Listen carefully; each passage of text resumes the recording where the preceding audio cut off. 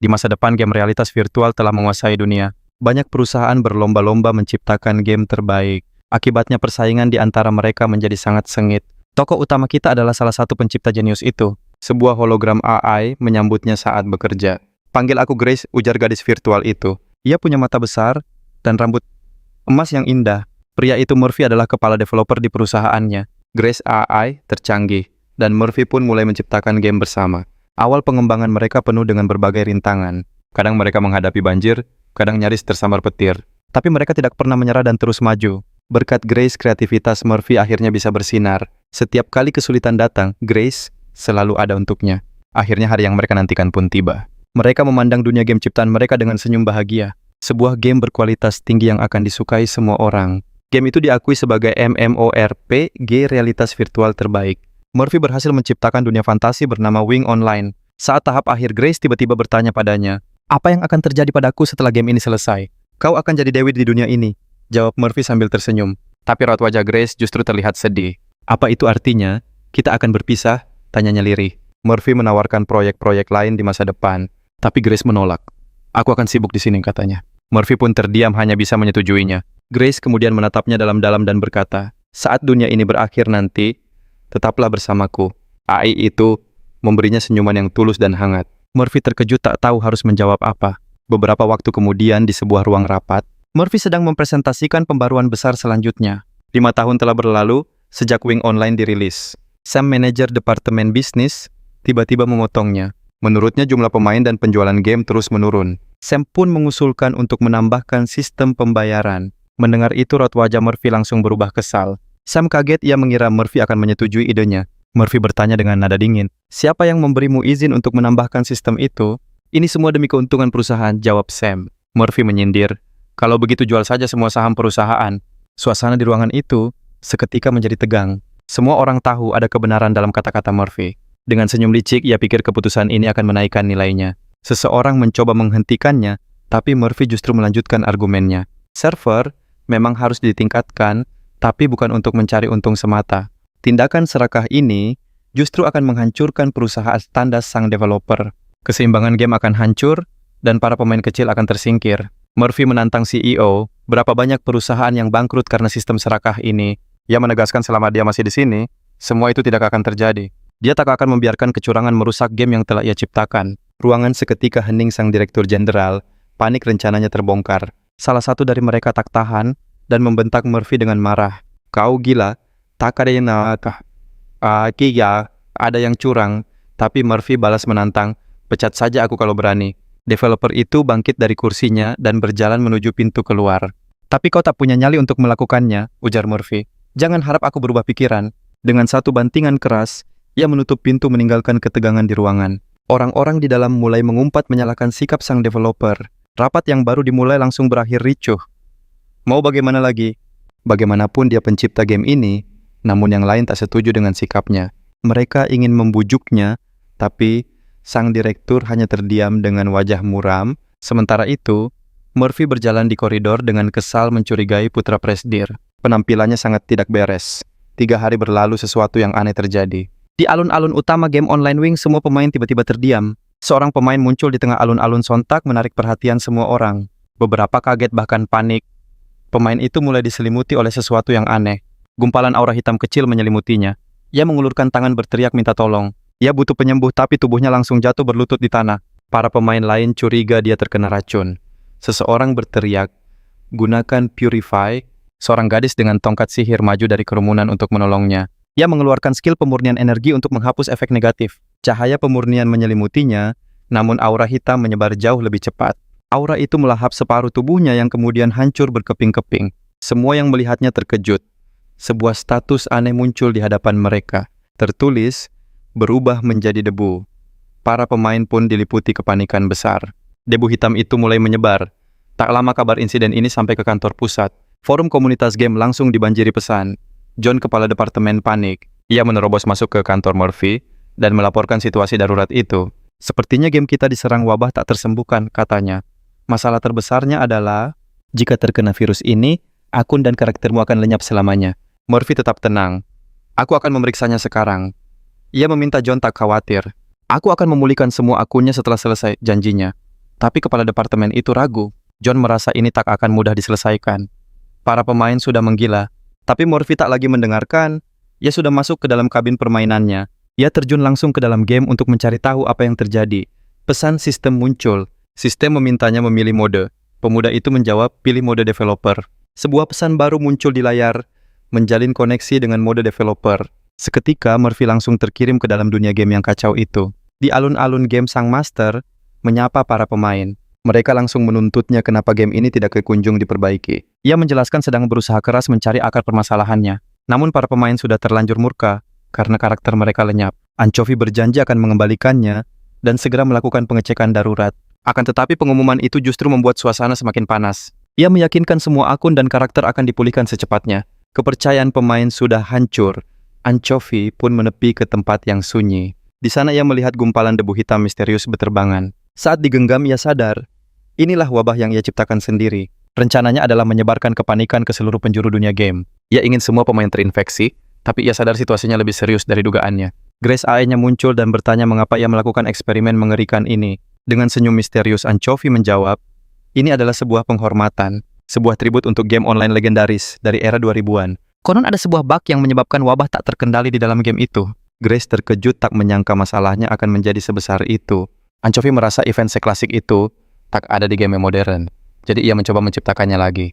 Masalahnya, lanjutnya, ini adalah bug fatal yang tak bisa dikendalikan oleh sistem. Meskipun ia merasa ini sedikit sia-sia, tak ada lagi yang bisa ia perbuat. Ia lalu meminta Grace untuk menghapus semua data yang ada di area ini. Seharusnya semua lenyap, tapi wabah itu tetap ada. Anchovy mulai curiga. Dia memanggil Grace untuk meminta laporan, namun AI itu sama sekali tidak merespon. Tiba-tiba sebuah suara terdengar dari belakangnya, tak akan ada yang menjawab panggilanmu. CEO Sam telah muncul di sampingnya dengan tatapan yang sulit diartikan. Mulai sekarang kau tidak punya akses lagi ke data game ini. Anchovy berbalik dengan marah namun Sam hanya tersenyum sinis. Kau dipecat. Wajah Anchovy dipenuhi keterkejutan atas pengumuman mendadak dari sang CEO. Sam menjelaskan kalau berita hari ini akan meliput tentang seorang karyawan pembangkang. Seorang karyawan yang dengan sengaja mencoba menghancurkan perusahaannya sendiri. Mendengar kata-kata itu, Anchovy hanya bisa terdiam membisu tak percaya. Sam menambahkan dia akan menuntut ganti rugi besar melalui jalur hukum. Ini semua rencanamu kan? Tuduh Anchovy. Sam hanya menyuruhnya untuk tenang. Sang CEO dengan angkuh berkata bahwa ialah yang akan mengambil alih proyeknya. Amarah Anchovy memuncak.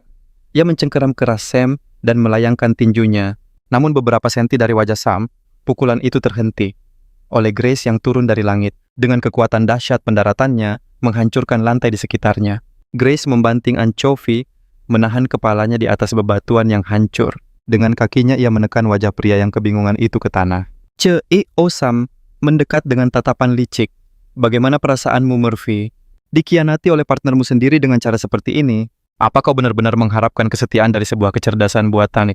Ejeknya. Sam tertawa terbahak-bahak melihat perlawanan Anchovy yang tak berarti. Selama kau asik bermain di dunia virtual, jelas sang direktur.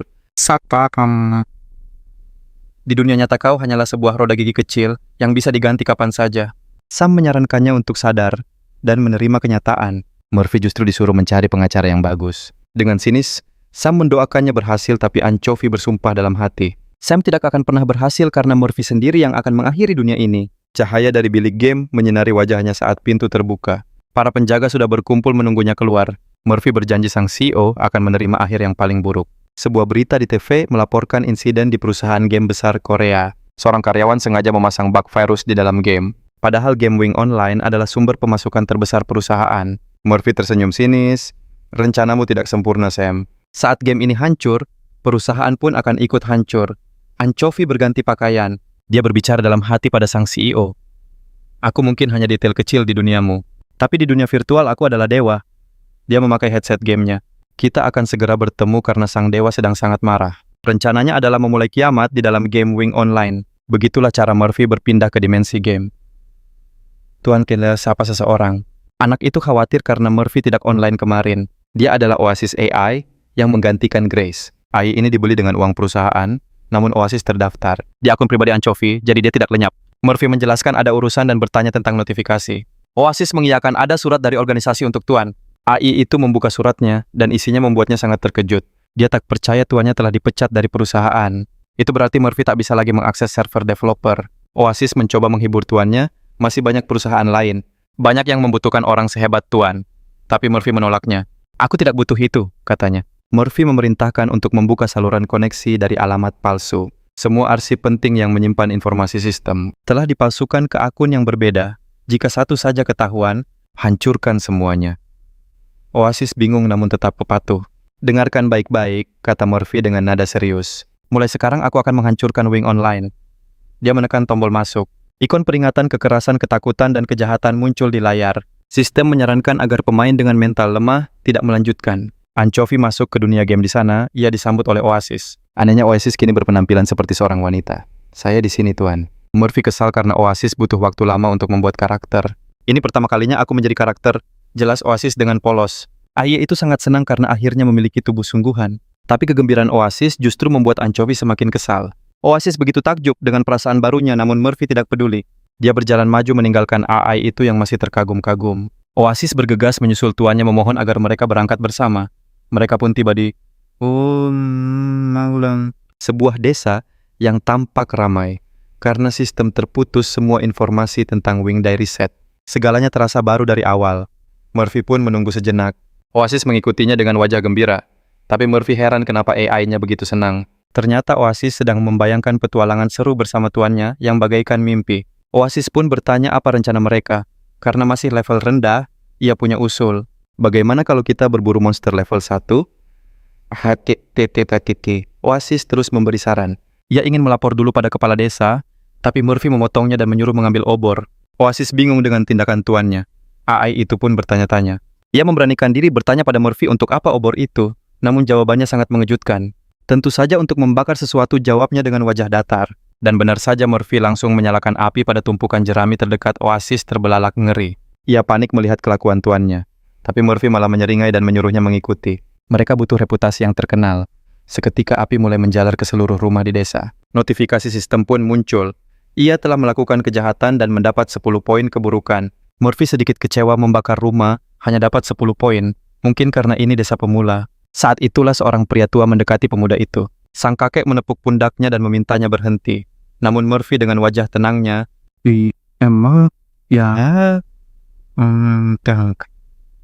justru mengarahkan api ke pakaian si kakek. Orang tua itu langsung terbakar dan menjerit. Melihat kengerian itu, barulah Oasis sadar. Ini bukanlah sebuah petualangan, tapi sebuah kejahatan. Sistem mengumumkan Murphy melenyapkan NPCE dan meraih 100 poin. Pemuda itu malah tampak senang. Ia sudah tahu kalau sistem game akan memberi banyak poin jika menyingkirkan karakter non-pemain. AI itu marah dan bertanya apa yang tuannya lakukan. Tapi Murphy menyuruhnya tenang. Tenang saja, dia akan hidup lagi, katanya. Dan seketika, wujud kakek itu lenyap. Tak lama kemudian sebuah hologram NPC baru mulai terbentuk. Kakek yang sama muncul lagi menyapanya dan memperkenalkan diri sebagai kepala desa. Tapi Murphy tanpa ragu langsung menyodorkan obor, membuat kakek itu terbakar untuk kedua kalinya. Pemuda itu girang karena menemukan cara mudah untuk mengumpulkan poin. Sementara itu, Oasis hanya bisa menatap ngeri. Ia berharap dalam hati agar seseorang menghentikan tuannya. Tiba-tiba terdengar teriakan. Sekerumunan warga desa menunjuk ke arah mereka dengan marah. Mereka murka karena Murphy membakar desa dan bersiap untuk menyerangnya. Warga bersenjata itu mendekat. Dalam hati Oasis berharap mereka bisa menghentikan tuannya yang gila. Namun Murphy menghadapi mereka dengan cara yang sama seperti kepala desa. Beberapa warga lari ketakutan. Aksi brutal Murphy terus berlanjut. Sementara itu, notifikasi sistem terus bermunculan satu persatu. Pemuda itu berhasil melenyapkan NPC lagi dan mendapat 100 poin keburukan. AI itu sadar tuannya sangat serius. Oasis hampir menangis melihat semua kengerian ini. Tuannya Murphy benar-benar akan menghancurkan game online Wing. Tiba-tiba para ksatria datang dan langsung mengepung mereka. Mereka diperintahkan untuk menyerah karena kejahatan mereka. Semua ksatria mengacungkan tombak. Ujung tombak mereka terarah pada Murphy. Oasis sangat ketakutan, tapi tuannya malah tersenyum dengan licik. Mereka akhirnya dimasukkan ke kereta tahanan, dikawal oleh 3 penunggang kuda. Di dalam kereta, pemuda itu dengan santai memeriksa poin keburukan yang berhasil ia kumpulkan. Totalnya 2140. AI itu shock dan tak percaya mereka akan masuk penjara di awal permainan. Tapi Murphy menenangkannya, tempat yang berbeda menanti para pendatang baru. Ini adalah keuntungan bagi pemain pemula agar mudah beradaptasi, tambahnya. Bahkan sebagai pemula kita bisa dapat uang dari poin keburukan, lalu ia bertanya pada AI-nya. Oasis bingung tapi Murphy menjelaskan bahwa desa ini akan jadi kota kriminal. Mereka pun dibawa ke sebuah tempat yang cukup luas. Murphy duduk santai di lantai saat para kriminal didorong masuk. Kesatria itu berkata sinis, "Tempat ini cocok untuk sampah seperti kalian." Pria itu meludah jijik lalu pergi. Mereka pun ditinggalkan sendirian. Saat para kesatria sibuk, Murphy mulai menjelaskan sebuah rahasia. Jika pemain punya poin kehinaan tinggi, penjaga akan abai, tapi preman akan memburu mereka. Dan kota ini satu-satunya tempat bertahan namanya Underground. Oasis bertanya, "Apa ada hal baik di kota ini?" Murphy menjawab, "Di sini mereka bisa mengambil quest rahasia yang belum pernah ada misi khusus penjahat. Misi ini hanya untuk pemain terburuk." Sang AI sadar ini semua tentang tuannya. AI itu berpikir ini akan efisien, tapi Murphy menjelaskan, "Ini adalah langkah putus asa." Oasis heran, kenapa mengambil risiko sebesar itu? Murphy mengaku telah bekerja keras demi misi ini, tapi tak ada yang tahu atau menjalankannya. Situasi yang menyedihkan. Tiba-tiba sesosok pria berjubah hitam muncul dari kegelapan. Dia menyuruh mereka mendekat. Mereka ragu, tapi pria itu mendesak lagi. "Aku punya kabar baik untuk kalian," katanya. Murphy berbisik pada AI-nya. Dia adalah NPC yang memberikan misi itu. Pria asing itu tampak takjub. Dia tak menyangka pemuda ini sudah punya poin kehinaan setinggi itu, bukan penjahat biasa. "Namaku Dini, penyihir hitam." Dene merasa mereka siap melayani Raja Kegelapan. Sesaat kemudian sebuah notifikasi sistem muncul di hadapan mereka. Dene sang penyihir hitam mencoba merekrut mereka ke dalam kultus hitam. Syaratnya adalah meraih 1000 poin kehinaan, maka kelas mereka akan menjadi kelas hitam tersembunyi. "Luar biasa, jadi ini tujuanmu tuan," seru Oasis. Tapi Murphy hanya tersenyum licik. Sebuah obor menyala di tangannya. Oasis menatapnya bingung. AI mulai meragukan segalanya. Tiba-tiba Murphy mengarahkan api itu ke arah sang penyihir. Oasis berteriak panik. "Hentikan tuan, dia bisa memberimu kelas tersembunyi. Bukankah ini tujuanmu?" Tapi Murphy tak peduli. Dia terus menyerang sang penyihir tanpa ampun. AI menyebutnya gila. Tapi Murphy berkata dia bukan orang aneh yang menyingkirkan NPC tanpa alasan. Tiba-tiba jasad Dene bangkit, energi biru gelap meledak darinya. Oasis gemetar ketakutan. Sebaliknya Murphy tersenyum puas. Semua berjalan sesuai rencananya. Jasad hangus itu mulai berubah bentuk. Anggota tubuhnya mulai terlapisi armor hitam. Sesosok kesatria agung muncul di hadapan mereka. Diselimuti aura biru pekat, entitas itu bicara, "Kau berani menyingkirkan Dene?" Sang kesatria mengaku telah lama menanti jiwa yang dipenuhi kejahatan seperti Murphy. Entah kenapa AI itu merasa sedikit tersinggung. Entitas itu lalu memperkenalkan dirinya. "Aku Terry, komandan kesatria hitam. Ikuti aku. Dia akan memanfaatkan kekuatan mereka." Kemudian notifikasi sistem muncul lagi. "Terry sang komandan ingin menjadikan mereka karakter Raja Kegelapan, hadiahnya kelas kesatria hitam tersembunyi." Murphy akhirnya menjelaskan pada Oasis, "Aku dari awal memang mencari kesatria hitam ini." AI itu terkejut namun akhirnya mengerti rencana tuannya yang brilian. Murphy mengajak kesatria itu pergi. Mereka pun mengikutinya masuk ke sebuah portal kegelapan. Lokasi berubah menjadi tempat yang lebih kelam, mirip aula kastil yang diterangi obor. Terry dan kedua pemuda itu berdiri di tengah lingkaran sihir kuno. "Selamat datang para pendosa," sambut Terry. "Tapi sebelum kuberikan gelar kesatria hitam," satria itu meminta izin untuk mengajukan beberapa pertanyaan pada Oasis. Murphy dengan cepat menyuruh AI untuk menolak pertanyaan itu. Terry punya tugas lain, tapi Oasis geram dan menyebutnya egois. Murphy menjelaskan bahwa mereka seharusnya maju bersama. Karena mereka sekelas, keseimbangan grup akan goyah. Quest kedua akan sangat cocok untuknya. Kesatria kegelapan itu menatap Oasis. AI itu terkejut. Terry bertanya siapa penguasa absolut dunia ini. Sang bintang kegelapan. Setelah ragu sejenak, Oasis menjawab tidak. Jawaban itu membuat Terry murka. Ia berteriak, beraninya Oasis menyangkal bintang kegelapan. Oasis dinyatakan gagal. Satria kegelapan itu pun mengabaikan sang AI. Pertanyaan yang sama diberikan pada Murphy dan ia langsung setuju. Hanya bintang kegelapan yang mampu memimpin dunia. Terry memuji jawaban itu. Satria kegelapan bertanya sebagai abdi bintang kegelapan. Akankah Murphy mengabdi pada kultus kegelapan? Tentu saja. Apakah ia bersedia menghancurkan para pengikut cahaya? Itulah yang ia inginkan. Entitas itu puas dan menanyakan namanya. Pemuda itu memperkenalkan diri sebagai Leo. Sang NPC memberikan satu pertanyaan terakhir. Sebuah pesan sistem muncul menawarinya untuk menjadi kesatria kegelapan. Tentu saja pemuda itu dengan senang hati menerimanya. Sistem mengumumkan bahwa Murphy telah menjadi kesatria kegelapan. Semua skill kini akan menggunakan poin nyawa, bukan lagi mana. Semua skill kesatria kegelapan akan terbuka seiring kenaikan level. Sebuah kemampuan unik, diabolisme telah terbuka. Semakin tinggi level aibnya, ia bisa menjadi semakin kuat tanpa batas. Jika tertangkap penjaga, semua level skillnya harus diulang dari awal. Justru kondisi ekstrem inilah yang membuat tugas ini begitu menarik. Alih-alih berpetualang, mereka malah harus berbuat onar. Sebagai hadiah kesatria itu, memberinya pedang raksasa. Murphy merasa pedang itu terlalu kecil dan perlu disesuaikan. Satria Kegelapan menyuruhnya menyebarkan nama kultus kegelapan ke seluruh benua. Oasis hendak pergi, tapi Murphy menahannya. Ia memutuskan menghabisi Terry. Demi masa depan kultus yang cerah, ia mengacungkan pedangnya pada sang satria. Dalam game level naik dengan berburu monster, equipment didapat dari quest mengumpulkan bahan atau memasak. Berpetualang bersama teman di dungeon adalah inti dari game RPG. Tapi menyerang NPC selama 9 jam adalah cara bermain yang aneh. Oasis memutuskan untuk tetap mengikuti jalan yang dipilih temannya. Ia menyambar obor dan berlari membantu Murphy. Obor itu diarahkan tepat ke wajah kesatria, apinya menyambar zira Terry. Murphy menyebut Oasis bodoh karena kesatria kegelapan kebal terhadap api. Ditambah lagi karena Oasis, bukan anggota kultus Terry, akan melawan balik. Satria Kegelapan itu mengangkat pedang raksasanya siap menyerang Oasis. Hanya butuh sedetik bagi Terry untuk melenyapkan bocah lemah itu. Pesan sistem muncul menawarkan untuk bangkit kembali di desa. Tapi sebagai gantinya, ia akan menerima penalti selama 3 hari. Oasis memanggil Murphy. Murphy menjelaskan agar serangannya dihentikan. Jika bangkit di desa akan ada denda menanti. Sang AI mendesaknya, tapi 3 jam kemudian, pertarungan masih sengit. Akhirnya Murphy melancarkan serangan telak. Kepala kasatria itu terlepas. Murphy memamerkan helmnya. Oasis pun menuntut untuk segera dihidupkan kembali. Notifikasi sistem muncul, batu kebangkitan telah digunakan. Oasis hidup kembali, tapi ia trauma kepalanya terpenggal. Namun Murphy lebih penasaran dengan item dari Terry. Sebuah pesan sistem muncul menandakan sebuah topeng langka. Topeng kelas unik, tapi ada batasan level 85. Karena tak bisa memakainya, Murphy melemparnya ke Oasis. Ia menyuruh AI itu menyimpannya untuk dijual nanti. Oasis memutar-mutar topeng itu menimbulkan firasat aneh.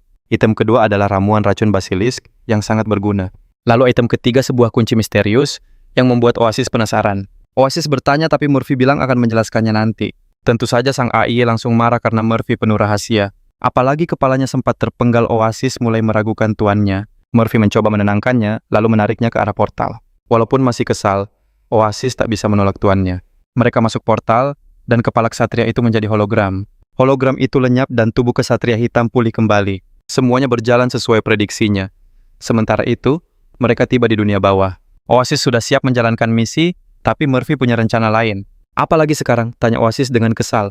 Game ini sudah berjalan 5 tahun menjadi penjahat, punya banyak kelemahan. Itu artinya para pemain underground bisa dibilang sampah. Mereka mudah dikalahkan. Dan Murphy berencana menemui seseorang. Seseorang yang dianggap sebagai raja di antara para psikopat. Mendengar itu, Oasis tak tahu harus tertawa atau menangis. Untuk memulai bisnis besar, tentu banyak hal yang dibutuhkan. Tapi yang paling utama adalah uang. Mereka pun tiba di jalanan ramai. Tiba-tiba seorang pria mendekat. Wajahmu seperti buronan. Pria bertopeng itu menawarkan harga paling murah se-Korea. Menjamin transaksi aman 100% yang tak ada tandingannya. Namun seorang pria lain lewat mengeluh, bisa dihabisi istrinya. Pedagang bertopeng itu bergumam, pernikahan memang berbahaya. Ia masih lajang bukan karena itu. Saat itulah Murphy dan Oasis mendekat. Murphy langsung ke intinya, aku ingin bertemu dengan bosmu. Pria itu menatap mereka sinis, menganggap mereka sampah tak berguna. Ia mengaku hanya pemain biasa, tapi Murphy menyebut nama Alex. Seketika ekspresi pria itu berubah menjadi tegang. Walau begitu, ia pura-pura tak tahu apa-apa, dan bilang Murphy salah orang. Ia menyebut ini kesalahan, lalu mencoba melarikan diri. Murphy dengan tenang menyuruhnya menunggu, dan sang AI bertanya-tanya siapa orang itu.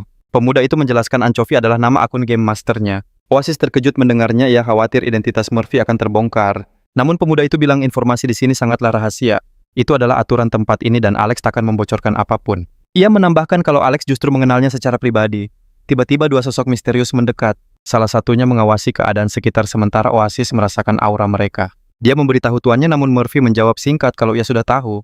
Alex mengirim lebih banyak orang. Salah satunya mendekati Anchovy dan berkata, "Bos ingin bertemu." Sebuah karung menutupi kepala Murphy. Ia hanya meminta mereka untuk lebih lembut. Sang AI berteriak panik, tapi tuannya menyuruhnya untuk tidak khawatir. Demi keamanan kepala pemuda itu juga ikut ditutup karung. Mereka pun dibawa pergi. Keduanya dibawa ke sebuah tambang dengan mata tertutup dan tangan terikat. Salah satu bandit melapor pada bosnya, lalu mereka diizinkan masuk. Di dalam sebuah ruangan ikatan mereka dilepas. Alex mengamati Murphy dengan saksama. Lalu ia berkata kalau pria di hadapannya bukanlah Anchovy. Beberapa waktu sebelumnya di luar game, Murphy sedang bersantai di kafe tenggelam dalam pikirannya. Tiba-tiba seseorang memanggilnya.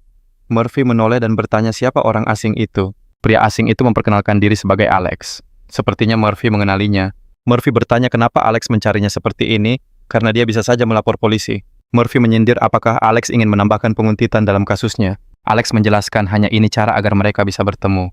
Dia memohon agar tuntutannya dicabut. Dia meminta belas kasihan sambil menundukkan kepalanya. Alex bersumpah tidak akan pernah lagi melakukan hal ilegal di dalam game. Namun Anchovy menjelaskan bahwa ia hanya mengikuti aturan perusahaan dan tidak bisa membantunya. Kalimat itu membuat Alex bingung. Pria itu langsung berlutut di hadapan Murphy. Alex memohon dengan sangat agar diselamatkan kali ini. Di matanya terbayang sosok Anchovy. Bos itu tampak bingung seolah-olah dia mengenali Anchovy. Tiba-tiba Alex bangkit dan menggebrak meja dengan kedua tangannya. Pria itu menyuruh semua anak buahnya untuk keluar dari ruangannya. Dia kembali duduk dan menghela napas lalu bangkit lagi mendekati Murphy yang serius. Ekspresinya berubah menjadi ramah. Dia mengaku tak mengenali Anchovy karena levelnya rendah. Dengan nada bersahabat, Alex bertanya apa yang membawa Anchovy ke tempat menyedihkan ini. Murphy memintanya untuk tidak berlebihan. Ia bertanya apakah Alex tahu kalau dirinya sudah dipecat. Alex berkata ia bukanlah pengkhianat. Murphy memintanya berhenti bersikap akrab. Jangan panggil dia Anchovy karena sekarang namanya adalah Leo. Alex bingung siapa itu. Leo dan Anchovy menjelaskan itu adalah nama akunnya sekarang. Alex menduga nama itu adalah petunjuk mungkin seperti bos terakhir. Oasis pun berpikir tuannya ingin menjadi bos terakhir di dunia ini. Murphy langsung mengubah topik. Dia ingin langsung ke inti masalah. Anchovy berkata akan memberikan informasi penting. Sebagai gantinya dia meminta untuk meminjam sejumlah emas. Alex pun mulai setuju. Anchovy memberitahu kalau akan ada item baru yang bisa meningkatkan peluang upgrade. Dia menyarankan Alex untuk membeli batu peningkatan sekarang dan menjualnya lagi nanti. Murphy mencatat kalau Alex akan selalu bisa menghasilkan uang dari sana. Saat musim ke-6 tiba batasan level akan naik dan peralatan baru akan muncul. Barang peningkatan di pasar akan laris saat item baru ditambahkan. Pemuda itu pun angkat bicara. Selama season 6 batu peningkatan akan langka jadi Alex bisa santai saja. Menurutnya meminjamkan uang pada Anchovy itu mudah, tapi bagaimana nasib gamenya? Apakah tidak apa-apa merilis hal seperti itu? Murphy berkata ini baru permulaan. Dia melanjutkan ke depannya akan ada lebih banyak item untuk menyeimbangkan permainan. Sam akan melakukan apa saja demi keuntungan. Sebuah hologram muncul dengan tawaran kesepakatan. Ada 1 juta emas seperti yang diminta Anchovy. Dia juga membagikan informasi penting. Jadi pemuda itu tak perlu bertanya kenapa dia butuh uang sebanyak itu. Murphy berterima kasih. Dia berjanji akan segera melunasi utangnya. Alex akhirnya bertanya apakah Anchovy akan mencari untung dari batu kekuatan itu, tapi dia menjawab tujuannya bukan uang. Lalu dia berkata pada Oasis bahwa dia akan pergi. Dia menambahkan Murphy sekarang punya wajah yang menyenangkan. Tapi Anchovy bingung. Pemuda itu berbalik bertanya apa maksud perkataan itu. Alex pun menjelaskan, wajah seperti mereka adalah wajah penjahat sejati. Orang yang akan mencapai tujuan dengan cara apapun. Murphy merenungkan kata-kata itu, wajah penjahat sejati. Anchovy mencoba mengingat di mana pernah mendengarnya. Lalu sang AI menjelaskan sesuatu. Ternyata Murphy mencabut tuntutannya karena Alex begitu sopan memanggilnya teman. Pemuda itu menjelaskan gugatan itu hanyalah sebuah pertunjukan untuk memperingatkan para perundung. Bahkan jika Alex tidak datang langsung, kasusnya pasti akan ditutup. Oasis lalu bertanya, apa tuannya lelah setelah bermain 15 jam? Anchovy mengaku sedikit lelah. Dia meminta untuk membuka jendela transaksi. Ada 1 juta emas di akunnya dan semua diberikan pada Oasis. Murphy menyuruh AI membuka beberapa bank dan gudang lalu membeli semua biji besi dengan harga di bawah 5 koin emas di pasar. Oasis bertanya apa harus membeli di sana, tapi tuannya bilang akan jelaskan nanti. Dia terlalu lelah. Anchovy ingin Oasis mencapai level 10 tanpanya, tapi AI itu langsung bertanya tentang nasib pekerjaannya. Saat Murphy menghilang dari game, dia menjawab, pekerjaan bisa diubah di level 10. Dia bilang mereka sudah bekerja keras, lalu lenyap. Oasis sadar kini dia sendirian. Akhirnya dia bisa benar-benar menikmati game ini. Dia pun melompat gembira. Dia masuk ke sebuah toko dan mengumumkan akan membeli semua biji besi seharga 5 koin emas. Sebuah notifikasi sistem muncul memberitahukan pembelian biji besi telah selesai. Sang AI pergi berburu kelelawar lalu lanjut berburu laba-laba. Sebuah hologram notifikasi sistem muncul. Inventaris penuh. Diminta untuk mencoba lagi. Haku palatiadi. Saat ada ruang kosong, Oasis sadar telah mengumpulkan terlalu banyak barang. Dia bingung harus berbuat apa. Akhirnya AI itu memutuskan membuat kain dari jaring laba-laba. Sistem memberitahu bahwa level keahlian membuatnya telah meningkat. Oasis sadar betapa asyiknya ini. Dia lalu mencoba memasak. Sistem memberitahunya, keterampilan memasaknya meningkat. Saat dia mulai bingung, tiba-tiba Oasis menemukan sesuatu yang belum pernah ia coba sebelumnya, memancing. Sistem terus mengirim pesan tentang peningkatan level keahlian memancingnya. Berkat bantuan dari kegiatan, membuat barang levelnya kini naik menjadi 12. Sehari telah berlalu, dan Tuan Oasis, Bama Tiho, belum juga kembali. Oasis duduk memancing sambil menunggu Murphy. Tiba-tiba sang AI dikenali oleh dua musuh. Mereka sadar dia masih pemain baru dan belum berganti pekerjaan. Para musuh itu dengan senang hati mendekati Oasis untuk membereskannya. Mereka menghunus senjata melompat untuk menyerangnya dari belakang. Salah satu musuh menyapanya sambil mengangkat tangan. AI itu mendengar suara di belakangnya dan berbalik. Sementara itu, Murphy tertidur lelap di kamarnya. Tiba-tiba teleponnya berdering menampilkan banyak pesan. Anchovy sadar dia belum bisa kabur dan harus mencari alibi. Malamnya di restoran Sarah, si desainer grafis, dia bertanya apa dia akan pergi jalan-jalan. Anchovy mengiyakan, dia bilang sudah bekerja keras selama 15 tahun dan ingin pergi jauh. John, sahabatnya, langsung mendukung ide itu. Mereka sudah bersama sejak di klub SMA. Namun gaya main Leo yang aneh bisa jadi masalah besar. Perjalanan ini adalah alibi yang sempurna. Sarah bertanya kemana tujuannya. Murphy menjawab dengan tenang. Dia ingin ke India, Amerika Selatan atau Bali. Sarah menatapnya dengan tatapan penuh curiga. Insting gadis itu sangat tajam. John hanya sibuk melahap makanan. Dia bilang temannya pantas beristirahat. Tapi Sarah tidak menyerah begitu saja. Lalu setelah pulang, tanya gadis itu. Murphy menjawab dia belum memikirkannya. John jadi iri, dia juga ingin liburan. Dia bahkan bertanya-tanya kapan terakhir kali dia bisa tidur nyenyak. Anchovy bercanda menyuruh temannya berhenti kerja. John sampai tersedak mendengarnya. Dia bimbang haruskah melakukannya. Sarah meneguk minumannya. Dia berpikir mungkin sebaiknya dia juga pergi. Sarah mengajak kedua temannya untuk mencoba memulai lagi. Mereka menatapnya lekat-lekat. Gadis itu berkata mereka bisa membentuk grup kecil seperti di SMA dan membuat game. John langsung setuju tanpa ragu. Kalau kau buka perusahaan, aku pasti ikut, serunya. Keduanya menatap Anchovy menunggu jawabannya. Tapi dia menyebut mereka bodoh. Kalian benar-benar mabuk, katanya. Sarah bilang dia serius, tapi Murphy mengingatkannya. Tekan tagihan rumah sakit ibunya dan biaya sekolah adiknya. Sarah langsung terdiam. Dia tahu temannya benar. Anchovy beralih ke John. Istrimu sedang hamil, katanya. Jangan bicara omong kosong. Teman-temannya mencoba membantah, tapi dia menyebut mereka naif. Lupakan saja, kata Murphy sambil menuang minuman lagi. Dalam hatinya dia berharap suatu hari nanti. Bosan. Mereka bertiga bisa membuat perusahaan kecil dan menciptakan game bersama. Tapi tidak sekarang. Itu mustahil. Dia harus membalas dendam dulu pada perusahaan yang menghancurkan gamenya. Anchovy yakin dia bisa menjadi penjahat sendirian. Tapi kemudian dia memikirkan kecerdasan buatannya Oasis. Saat itu Oasis sedang melawan 16 musuh sekaligus. Salah satu dari mereka menyadari sesuatu. Tapi yang lain terus melancarkan pukulan kuat. Satu pukulan menghancurkan permukaan beton jalanan Oasis, nyaris tidak bisa menghindar. AI itu bertanya apa yang terjadi, kenapa mereka tiba-tiba menyerangnya. Tapi para musuh kebingungan. Serangan mereka ditangkis dengan sangat baik. Bagaimana seorang pemain pemula bisa menahan serangan mereka? Ini mustahil. Mereka mengira ini sebuah kesalahan dan memutuskan menyerang Oasis lagi. Dua musuh melesat ke arah anak laki-laki yang beberapa menit lalu sedang memancing itu. AI itu membuka matanya. Matanya berbinar antusias. Oasis memasang kuda-kuda siap bertarung dengan belati. Ma'awatkah di tangannya. Serangan musuh berhasil ditangkis, sistem menampilkan pesan blok berhasil.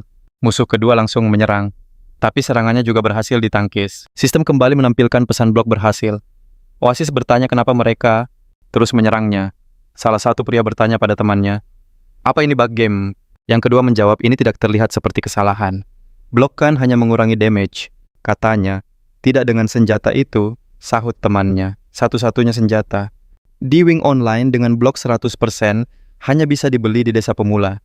Senjata itu adalah belati pemula. Salah satu musuh merasa itu curang, tapi temannya menjelaskan tak ada yang memakai senjata itu karena damage-nya terlalu kecil. Mereka terkejut Oasis bisa menangkis semua serangan. Skill dewa salah satu bandit curiga. Entah dia jenius atau dia pakai cheat. Tapi hero pakai cheat rasanya mustahil. Justru itu, ayo kita uji saja sendiri. Pria itu langsung menarik busur panahnya. Anak itu diteriaki untuk menghindar. Hujan panah pun melesat, tapi Oasis menepis semuanya dengan belati. Mereka yakin kalau Oasis memang curang. Tiba-tiba kerak belati itu retak. Senjatanya hancur, sistem mengumumkan daya tahan belati habis. Oasis menatap pecahannya dengan bingung. Saat itulah, sebuah panah menancap sistem mengumumkan Oasis telah gugur. Mereka masih tak percaya. Apa benar dia pakai cheat? Ini mengerikan. Mereka berniat lapor ke GTM. Tiba-tiba sebuah suara bertanya, kenapa kalian menyerang temanku? Mereka serentak menoleh. Kedua bandit itu terkejut dengan kehadiran sosok baru. Mereka bertanya siapa dia. Aku temannya, jawab pemuda itu. Dia menatap jasad Oasis dengan nanar. Ia menghunus pedang. Kalian yang akan menyusulnya. Dengan tatapan dingin dia siap menyerang kapan saja. Kedua bandit itu tegang. Seketika Murphy melesat maju. Dalam sekejap dia sudah di belakang si pemanah dan menebas. Namun, serangannya tak berarti apa-apa. Si bandit tertawa. Cuma segini, perbedaan level mereka terlalu jauh. Tak ada damage yang masuk. Bandit kedua pun melompat ke udara. Dia mengejek dari atas. Sudah siap menyusul temanmu. Lalu melancarkan serangan dahsyat. Murphy berhasil menghindar. Serangan itu malah menghancurkan jalanan batu. Dia kembali bersiaga. Murphy mengeluarkan sebuah item, ramuan basilisk beracun. Sayang sekali dipakai untuk mereka, tapi tak ada pilihan lain. Tanpa ragu botol itu melayang ke arah musuh.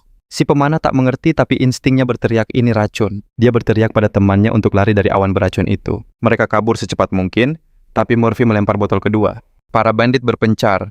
Murphy sudah menunggu di atas bukit. Dia berkata tenang saja, racun ini seperti gas. Kalau dibakar, dia akan lenyap. Sebuah obor menyala dilemparkan. Salah satu bandit berteriak lari. Sesaat kemudian, duan. Ledakan dahsyat melahap area itu.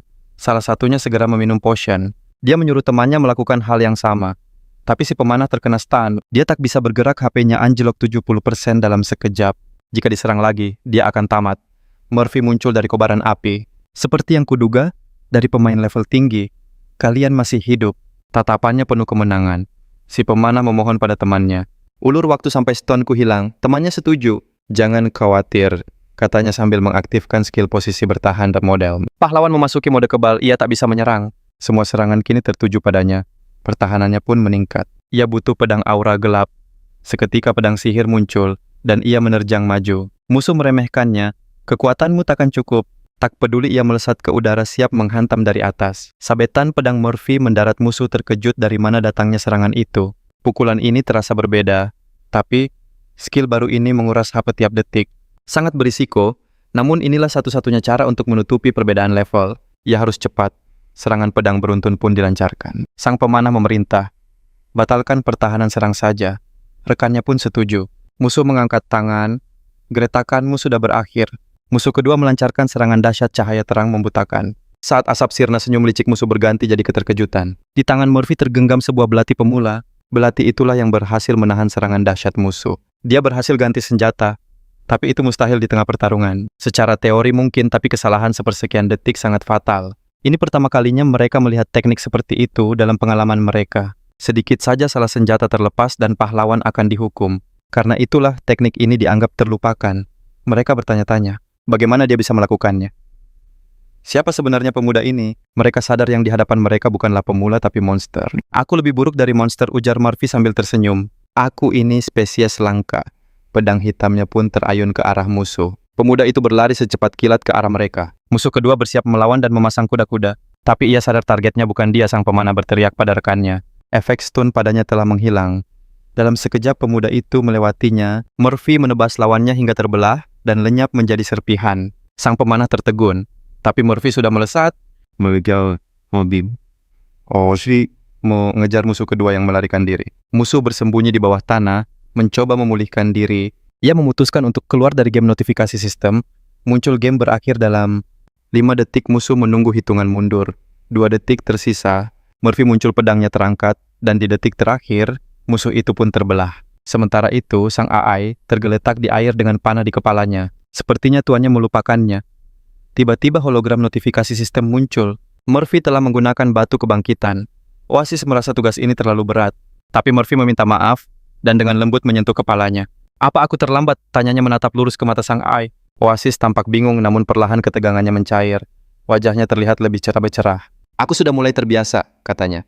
Tiba-tiba notifikasi sistem muncul lagi. Pemain Leo memiliki 4.380 poin kehinaan. Murphy kecewa, ia kira poinnya akan jauh lebih banyak. Ternyata mereka cuma cecunguk, gumamnya. Dijelaskan bahwa saat mengalahkan pemain lain, sebuah pesan sistem muncul menunjukkan poin kehormatannya.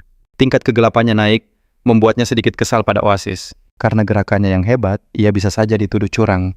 Jadi ia menyuruh AI itu untuk mengurangi kemampuan bertarungnya. Murphy menasihatinya agar lebih manusiawi dan mengajaknya pergi. Waktunya bekerja. Mereka pun tiba di gerbang kuil. Oasis bingung. Murphy menepuk bahunya lalu mulai menjelaskan tujuan mereka. Skill Ksatria Kegelapan ternyata menguras banyak poin kehidupan. Karena itu ia meminta Oasis untuk menjadi seorang priest. Tugas utamanya adalah untuk memulihkan poin kehidupannya. AI itu sadar kalau dirinya hanya akan jadi penyembuh berjalan. Tanpa pikir panjang ia memanggil Oasis. Waktunya ganti kostum. Oasis ingin job rahasia, tapi Murphy bilang semua ada waktunya. Akhirnya Oasis kembali dengan penampilan yang benar-benar baru. Seketika jendela sistem muncul mengumumkan job baru Oasis. Statusnya sebagai priest pun terlihat lengkap dengan semua atributnya. Murphy tertawa, ia tahu penampilan itu sangat cocok untuk Oasis. Ia menjelaskan kalau priest adalah kelas yang sangat mulia. Oasis langsung menyela, aku mengerti, hentikan saja ceramahnya. Murphy berkata, bagus, sekarang kita lanjut ke tujuan berikutnya. Oasis bertanya apa mereka akan melawan karakter non-pemain lagi. Tujuannya kini berbeda, mencapai level 90 dalam sebulan. AI itu terkejut bagaimana mungkin hal itu bisa tercapai. Normalnya butuh lebih dari 6 bulan untuk mencapai level itu. Murphy menjelaskan akan ada pembaruan besar bulan depan, dunia baru akan terbuka, dan level maksimal akan menjadi 100. Rencananya adalah menjadi yang terdepan saat pembaruan itu tiba. Dengan semangat ia bertekad akan menguasai dunia baru itu. Mereka tiba di sarang ular, sebuah pesan sistem pun muncul. Dungeon level 50. Apa ini tidak terlalu sulit? Tanya Oasis. Murphy menyuruhnya tenang, tapi ucapannya tiba-tiba terpotong. Suara mengerikan terdengar. Seekor ular raksasa muncul di depan mereka. Murphy sigap mendorong Oasis saat monster itu menyerang. Nyaris saja, serunya sambil menghunus pedangnya yang tajam. Aura gelap menyelimutinya. Ia meminta Oasis fokus pada penyembuhan. Tatapannya terkunci pada monster ular raksasa level 50 itu. Dengan kekuatan dahsyat, ia langsung menerjang ke arah musuh. Oasis mengangguk lalu menggenggam erat tongkat priest miliknya. Ia sadar tuannya mengandalkannya dan bersumpah akan melindunginya. Murphy melesat mengangkat pedangnya tinggi-tinggi untuk menyerang. Beberapa tebasannya berhasil menggores sisik tebal monster itu. Ular itu marah, mata merahnya menatap tajam dan mendesis murka. Ekor raksasanya menyabet menghantam sang kesatria dengan keras. Ia tidak sempat menangkis serangan itu dan langsung terlempar. Hantaman itu terasa nyata membuat tubuhnya menabrak pilar batu. Dampak serangan itu membuat tanah retak. Oasis panik melihat tuannya. Ia segera berlari menolong sang priest muda memusatkan kekuatan. Measu dan merapalkan healing touch luka, si Swordman pulih HP-nya langsung penuh. Kekuatannya kembali, ia memuji Lia merasa bisa sepenuhnya. Para anak uli diri, wahnya percaya pada healernya. Dengan semangat baru si Swordman kembali maju, menghunus pedang ke arah ular raksasa. Sang priest mengikuti di belakang memberitahu kalau ia akan melindunginya. Ia kembali memberi healing touch membuat rekannya makin bersemangat. Anchovy sudah di dekat ular itu mengayunkan pedangnya. Serangan itu mengenai kepala si ular, tapi tak menimbulkan kerusakan berarti. Oasis terus merapal healing, tapi HP si Swordman sudah maksimal. Mantra itu sia-sia. Sadar akan hal itu si Swordman membentak. Ia menyuruh Lia tenang, atau ular itu akan menyadari mereka. Ucapannya terbukti benar. Sebelum ia sempat bergerak, monster itu sudah melesat ke arah sang healer si Swordman. Tak sempat bereaksi, ia hanya bisa menatap tak berdaya. Sang priest terlambat menyadari bahaya yang mendekat. Dengan mulut terbuka ular itu menerjangnya, sang priest tak punya kesempatan untuk menghindar. Sesaat kemudian, ular itu menutup mulutnya rapat. Monster itu menelan anak malang itu. Anchovy terkejut bingung harus berbuat apa. Dengan kemampuan menyerap HP, ia tak bisa bertahan lama sendirian. Waktunya hanya sekitar 1 menit. Ular itu berbalik ke arahnya mendesis marah dan bersiap menyerang lagi. Ia harus mengalahkan monster itu atau dia akan lenyap dan kehilangan dapat semua poinnya. Ia tak bisa membiarkannya. Demi tujuannya menghancurkan game ini, ia maju tanpa ragu. Sang ular yang sadar langsung ikut menyerang. Keduanya kini bertujuan untuk saling menghabisi. Anchovy berhasil menghindar, tapi saat akan membalas ia tidak punya cukup ruang untuk serangan yang pas. Ini membuatnya geram, padahal dialah yang menciptakan mereka. Seharusnya ia tahu cara mengalahkannya. Si ular tak buang waktu dan bersiap menyerang dengan ekornya. Ia mengenali pola serangan itu. Ia hanya perlu waktu yang tepat untuk menghindar. Anchovy melompat mundur di saat yang pas ekor itu menghantam lantai batu hingga hancur. Ia mendarat dengan aman, bersiap untuk gerakan ular selanjutnya sambil berusaha tetap tenang. Ular itu melingkarinya, mencoba menjerat dan meremukannya dengan tubuh besarnya. Membaca serangannya, ia melompat di waktu yang tepat. Serangan itu pun gagal. Ia mendarat tepat di depan si ular yang menatapnya tanpa emosi. Monster itu menyerang lagi, membuka mulutnya siap menancapkan taring beracun. Tapi si Swordman kembali membaca gerakannya. Ia melompat membuat ular itu menabrak batu. Pertarungan ini tak boleh berlanjut. Ia menggenggam pedangnya bersiap untuk satu itu serangan penentu. Sambil meluncur, ia melapisi pedangnya dengan aura untuk menembus tengkorak monster itu. Ia menekan ular itu dengan seluruh berat tubuhnya, membenturkan kepalanya ke lantai. Pedangnya menancap dalam di kepala monster itu, memberikan kerusakan fatal. Tapi sayangnya, luka itu belum cukup untuk melumpuhkannya. Monster itu mendesis dan mulai memberontak mencoba melepaskannya. Anchovy mengumpat menahan pedangnya sekuat tenaga. Ia sadar ia tak bisa menang sendirian. Pedangnya terlepas dari kepala ular itu. Membuat si Swordman terjatuh dari kepala monster itu. Saat terjatuh, ia berpikir, ia hanya selangkah lagi dari kemenangan. Tapi kekuatannya terkuras, ia merasa putus asa. Gagal, tapi sebelum jatuh kekuatannya, pulih HP-nya terisi penuh dan mendarat. Pendaratan aman. Pemulihan ini pasti Oasis. Dia masih hidup di dalam ular itu. Ia terus merapal sihir. Aku akan menyelamatkannya. Dia berlari menebas monster itu. Akan kubebaskan kau, ular itu sadar. Monster itu menyerang dengan taring beracunnya. Tapi satu tebasan pedang sudah cukup. Ular itu terbelah dua. Pertarungan berakhir. Ia membuka perut monster mencari asistennya. Dan Oasis ditemukan menunggu diselamatkan. Melihat Lia hidup, Anchovy merasa lega. Meski ini game, ia sangat khawatir. Oasis tersenyum. Aku akan selalu melindungimu. Setelah itu mereka beristirahat di gua. Saat mengecek status, mereka terkejut. Level mereka naik 5 poin sekaligus. Perbedaan level dengan monster itu sangat jauh. Selain itu mereka juga mendapat item. Dari ular itu, mereka dapat koin daging dan sisik. Lain kali ia harus pergi ke dungeon. Sambil meraba dinding, ia mencari sesuatu. Oasis penasaran dan bertanya apa yang ia lakukan. Anchovy terus menyusuri dinding gua. Seharusnya di sini ada monster kadal. Monster mirip manusia membuat pemain tak nyaman. Jadi monster dibuat seperti monster. Tiba-tiba tangannya merasakan sesuatu yang aneh. Sambil membersihkan debu, ia terus menjelaskan. Para kadal sering menggunakan perangkap. Benar saja ada tuas batu tersembunyi. Saat tuas ditarik, lantai pun bergetar hebat. Lantai terbuka menunjukkan jebakan duri tajam. Sang pris kaget, tapi Anchovy tetap tenang. Jatuh ke sana akibatnya bisa fatal. Sambil menutup jebakan, ia berkata dengan ceria. Pintu jebakan di lantai pun tertutup kembali. Sekarang giliranmu maju ke dalam dungeon. Fansari. Pancing semua monster ke sini. Anak itu bingung. Anchovy hanya menghela napas. Dengan nada riang ia menambahkan, cukup bawa 10 monster saja. Wajah Oasis muram. Ia tak mau, tapi tak bisa menolak perintah tuannya. Dengan cemas ia mulai mencari monster lain. Suara desisan terdengar dari belakangnya, sesuatu telah mengincarnya. Ular itu sudah sangat dekat dengan sang pendeta mengamati calon mangsanya. Oasis yang gugup memohon pada tuannya agar tak mengirimnya dalam misi ini. Anchovy hanya tersenyum dan memberi isyarat kalau ada selusin monster yang harus dihadapi. Sang pendeta sadar ia harus menyelesaikan tugas ini atau terus mengulang kegagalan. Salah satu ular mendesis penuh ancaman pada mangsa yang tak bisa ia jangkau. Oasis berlari sekuat tenaga berjuang untuk hidupnya menghindari terkaman para ular. Kini sekawanan ular mengejar pemuda malang itu, nyaris berhasil menangkapnya. Dari dalam gua, Anchovy mengamati dengan tenang menunggu asistennya kembali.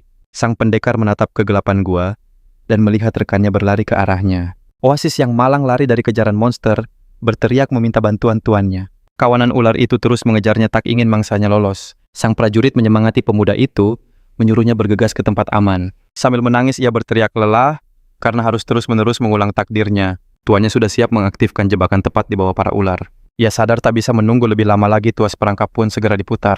Mekanisme tersembunyi pun aktif, tanah mulai bergetar, dan tuasnya berbunyi klik. Oasis tidak sempat, pintu jebakan terbuka tepat di bawah kakinya, dan ia pun terjatuh. Lantai di bawah para ular raksasa itu juga runtuh membuat mereka ikut terjatuh. Mereka langsung menghantam dasar jurang yang penuh dengan pasak tajam. Sang pendeta mengulurkan tangannya pada Anchovy berharap tuannya akan menangkapnya. Sang prajurit tidak mengecewakannya dan bergegas menangkap pemuda yang terjatuh itu. Tangan mereka bersentuhan, tapi ia gagal menggenggam rekannya. Anchovy tak sempat berpikir, rencananya yang sempurna ternyata gagal total. Oasis jatuh sambil mengulurkan tangan pada tuannya dengan raut wajah putus asa. Betapa tidak berdayanya pemuda itu. Sang prajurit masih mencoba menggapainya, tapi semua sudah terlambat. Dengan suara keras pemuda itu jatuh ke dasar jurang.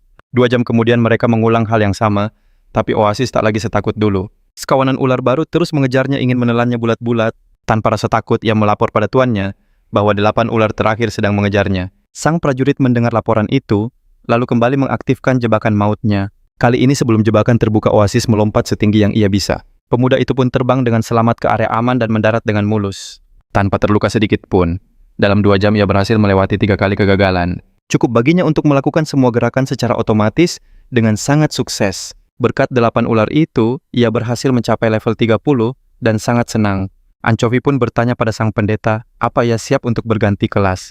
Namun sang prajurit tiba-tiba berubah pikiran mengatakan, masih ada bos dungeon yang harus dihadapi. Sesampainya di depan pintu ruang bos, Anchovy sadar, latihan mereka ada hasilnya.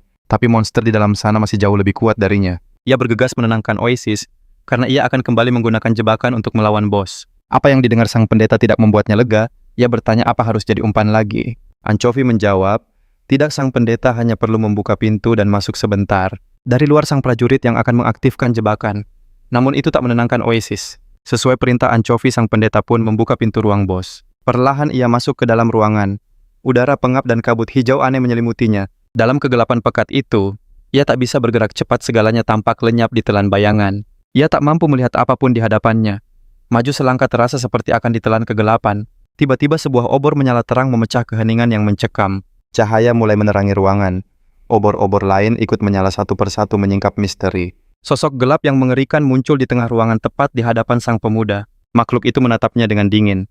Oasis terkesiap tak percaya dengan apa yang dilihatnya. Seketika ia sadar di hadapannya berdiri seekor basilisk, raksasa yang legendaris. Dari balik pintu, Anchovy berbisik pada rekannya, memberitahu kalau ia akan sedikit membantu.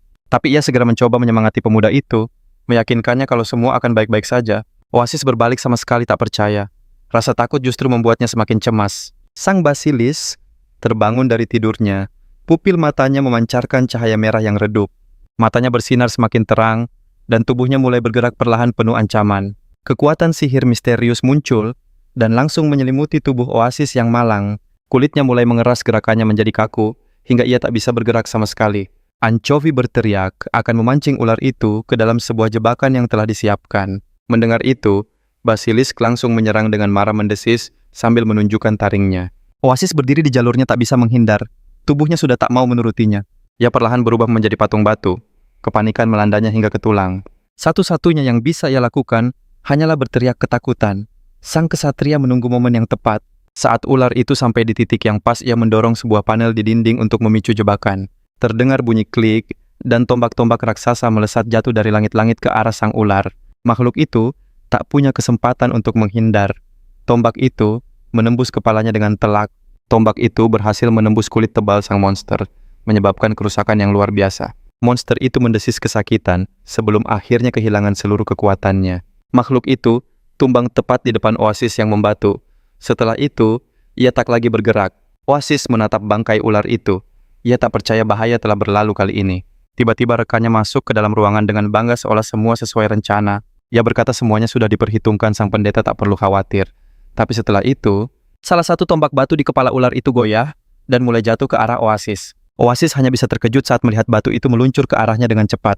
Batu itu langsung menghantam tubuh Oasis, menghancurkannya berkeping-keping tanpa sisa. Anchovy terperangah melihat apa yang terjadi. Ia sangat terkejut melihat rekannya lenyap.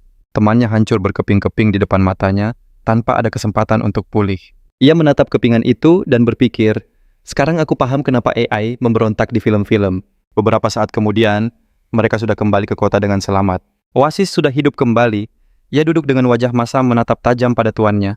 Anchovy mencoba menjelaskan bahwa itu terjadi karena fisika game yang sangat realistis. Merasa percakapan itu takkan berhasil, ia mengganti topik dan mengingatkan sudah waktunya ganti kelas. Oasis hanya mengangguk singkat lalu membuang muka. Jelas sekali ia masih sangat kesal. Tak ada gunanya bicara lebih lanjut. Kesatria itu pun berkata ia akan pergi ke kuil. Oasis mengangguk lagi dengan wajah yang masih menunjukkan ketidaksenangan dan amarah. Setelah perbincangan singkat itu, sang kesatria membuka sebuah portal gelap dan melangkah masuk. Ia meninggalkan rekannya yang masih ngambek itu.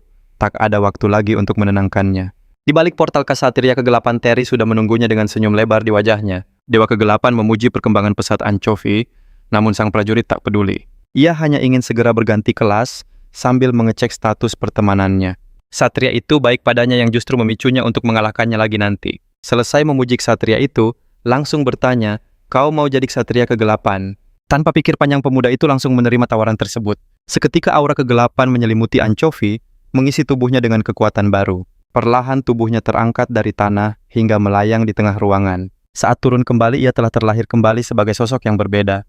Ia kini seorang ksatria kegelapan dengan dua kemampuan baru, tangan hitam, dan serangan beruntun. Anchovy sangat puas dengan kekuatan barunya. Energi dahsyat itu seolah meledak dari dalam membuatnya ingin segera bertarung.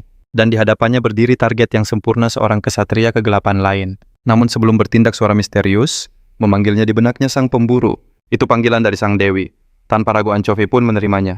Tubuhnya perlahan menjadi transparan, lalu lenyap begitu saja dari ruangan. Ia menguap dalam kilatan biru menyisakan kubus-kubus data kecil di udara. Kubus itu melesat ke atas, lalu muncul kembali di tempat yang berbeda. Kepingan-kepingan data itu kembali berkumpul dan menyatu menjadi satu wujud. Wujud Anchovy.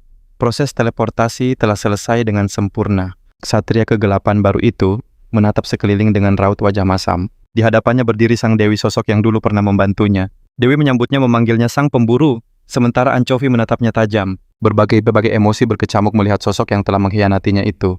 Tapi ia tahu sebagai AI Dewi tak punya kehendak bebas. Senyum Dewi memudar sesaat ia seolah sadar akan kesalahannya. Lalu ia tersenyum lebih lebar menyapa Anchovy lagi, tapi kali ini sebagai tuannya. Anchovy akhirnya angkat bicara. Ini semua terasa sangat aneh. Belum lama kau membuangku, sekarang kau panggil aku tuan. Senyum Dewi berubah canggung.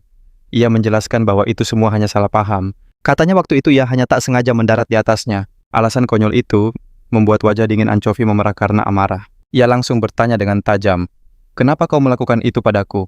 Seketika senyum di wajah sang dewi lenyap. Sebuah kenangan terlintas.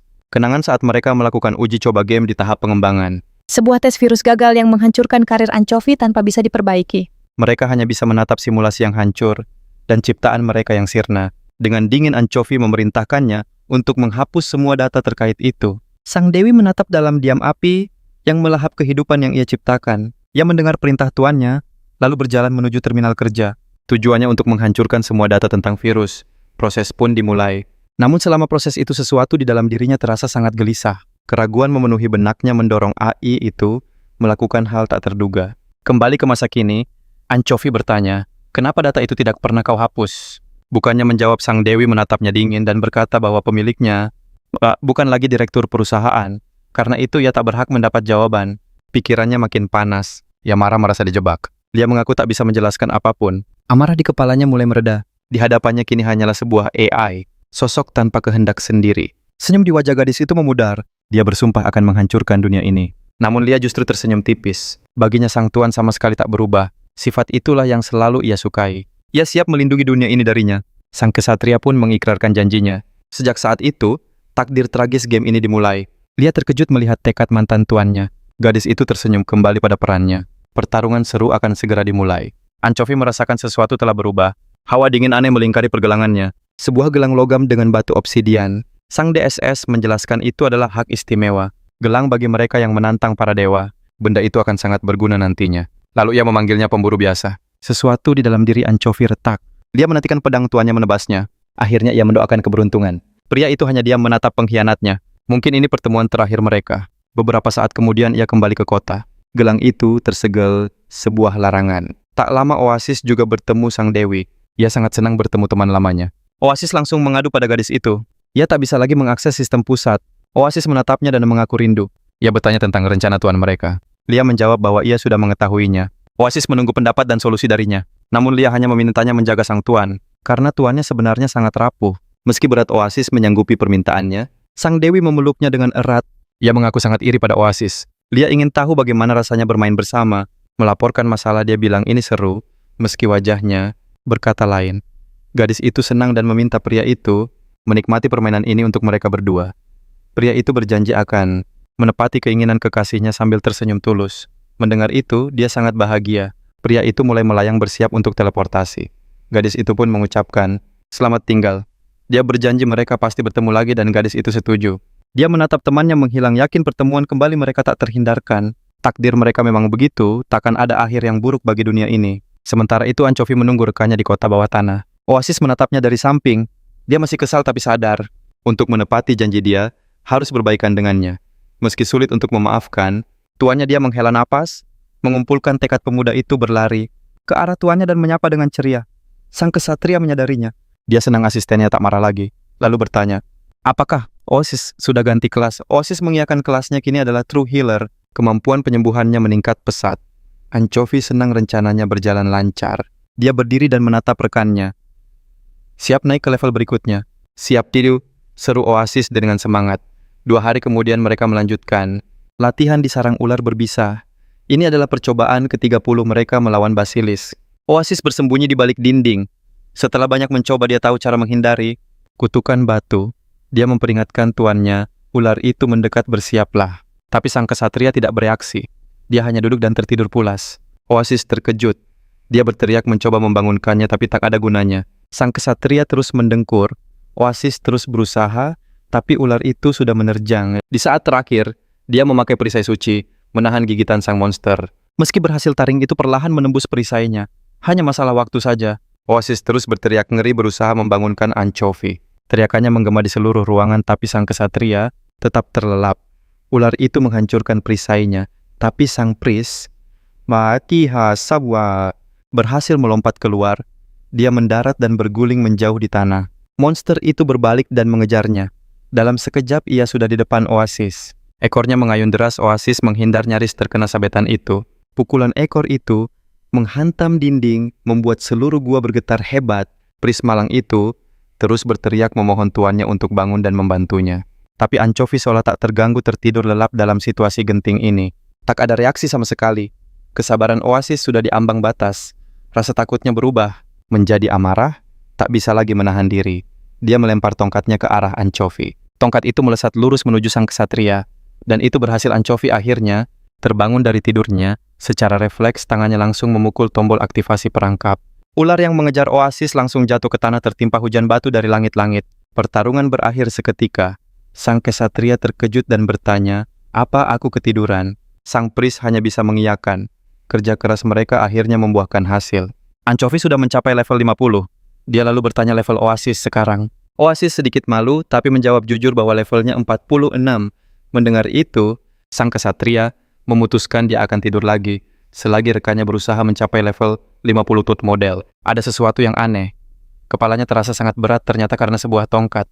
Tongkat pendeta itu menancap di kepalanya, tapi si prajurit sama sekali tak menyadarinya. Mengira itu hanya kelelahan. Oasis menyarankan masternya untuk beristirahat.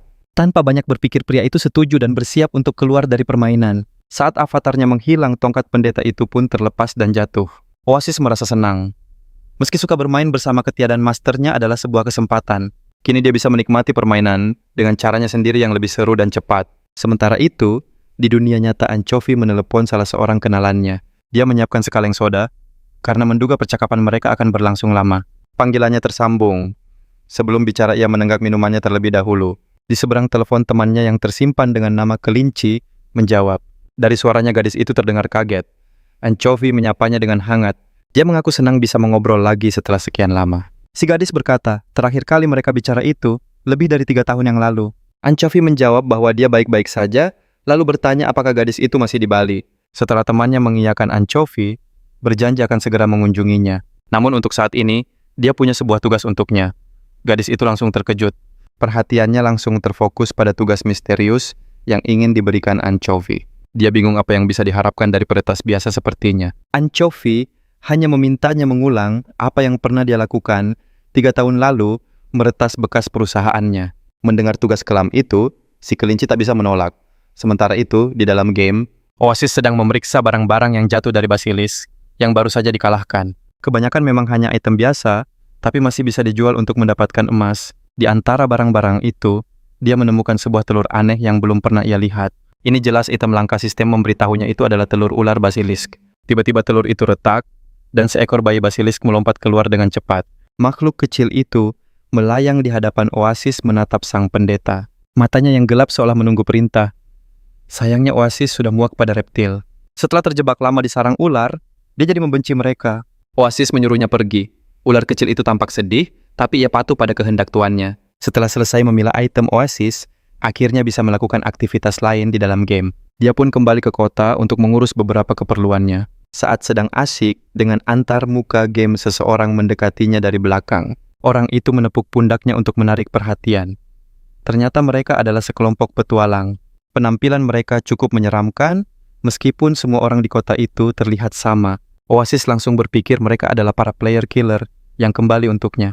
Dia tak mau menghadapi mereka sendirian, dan langsung memasang kuda-kuda bertarung.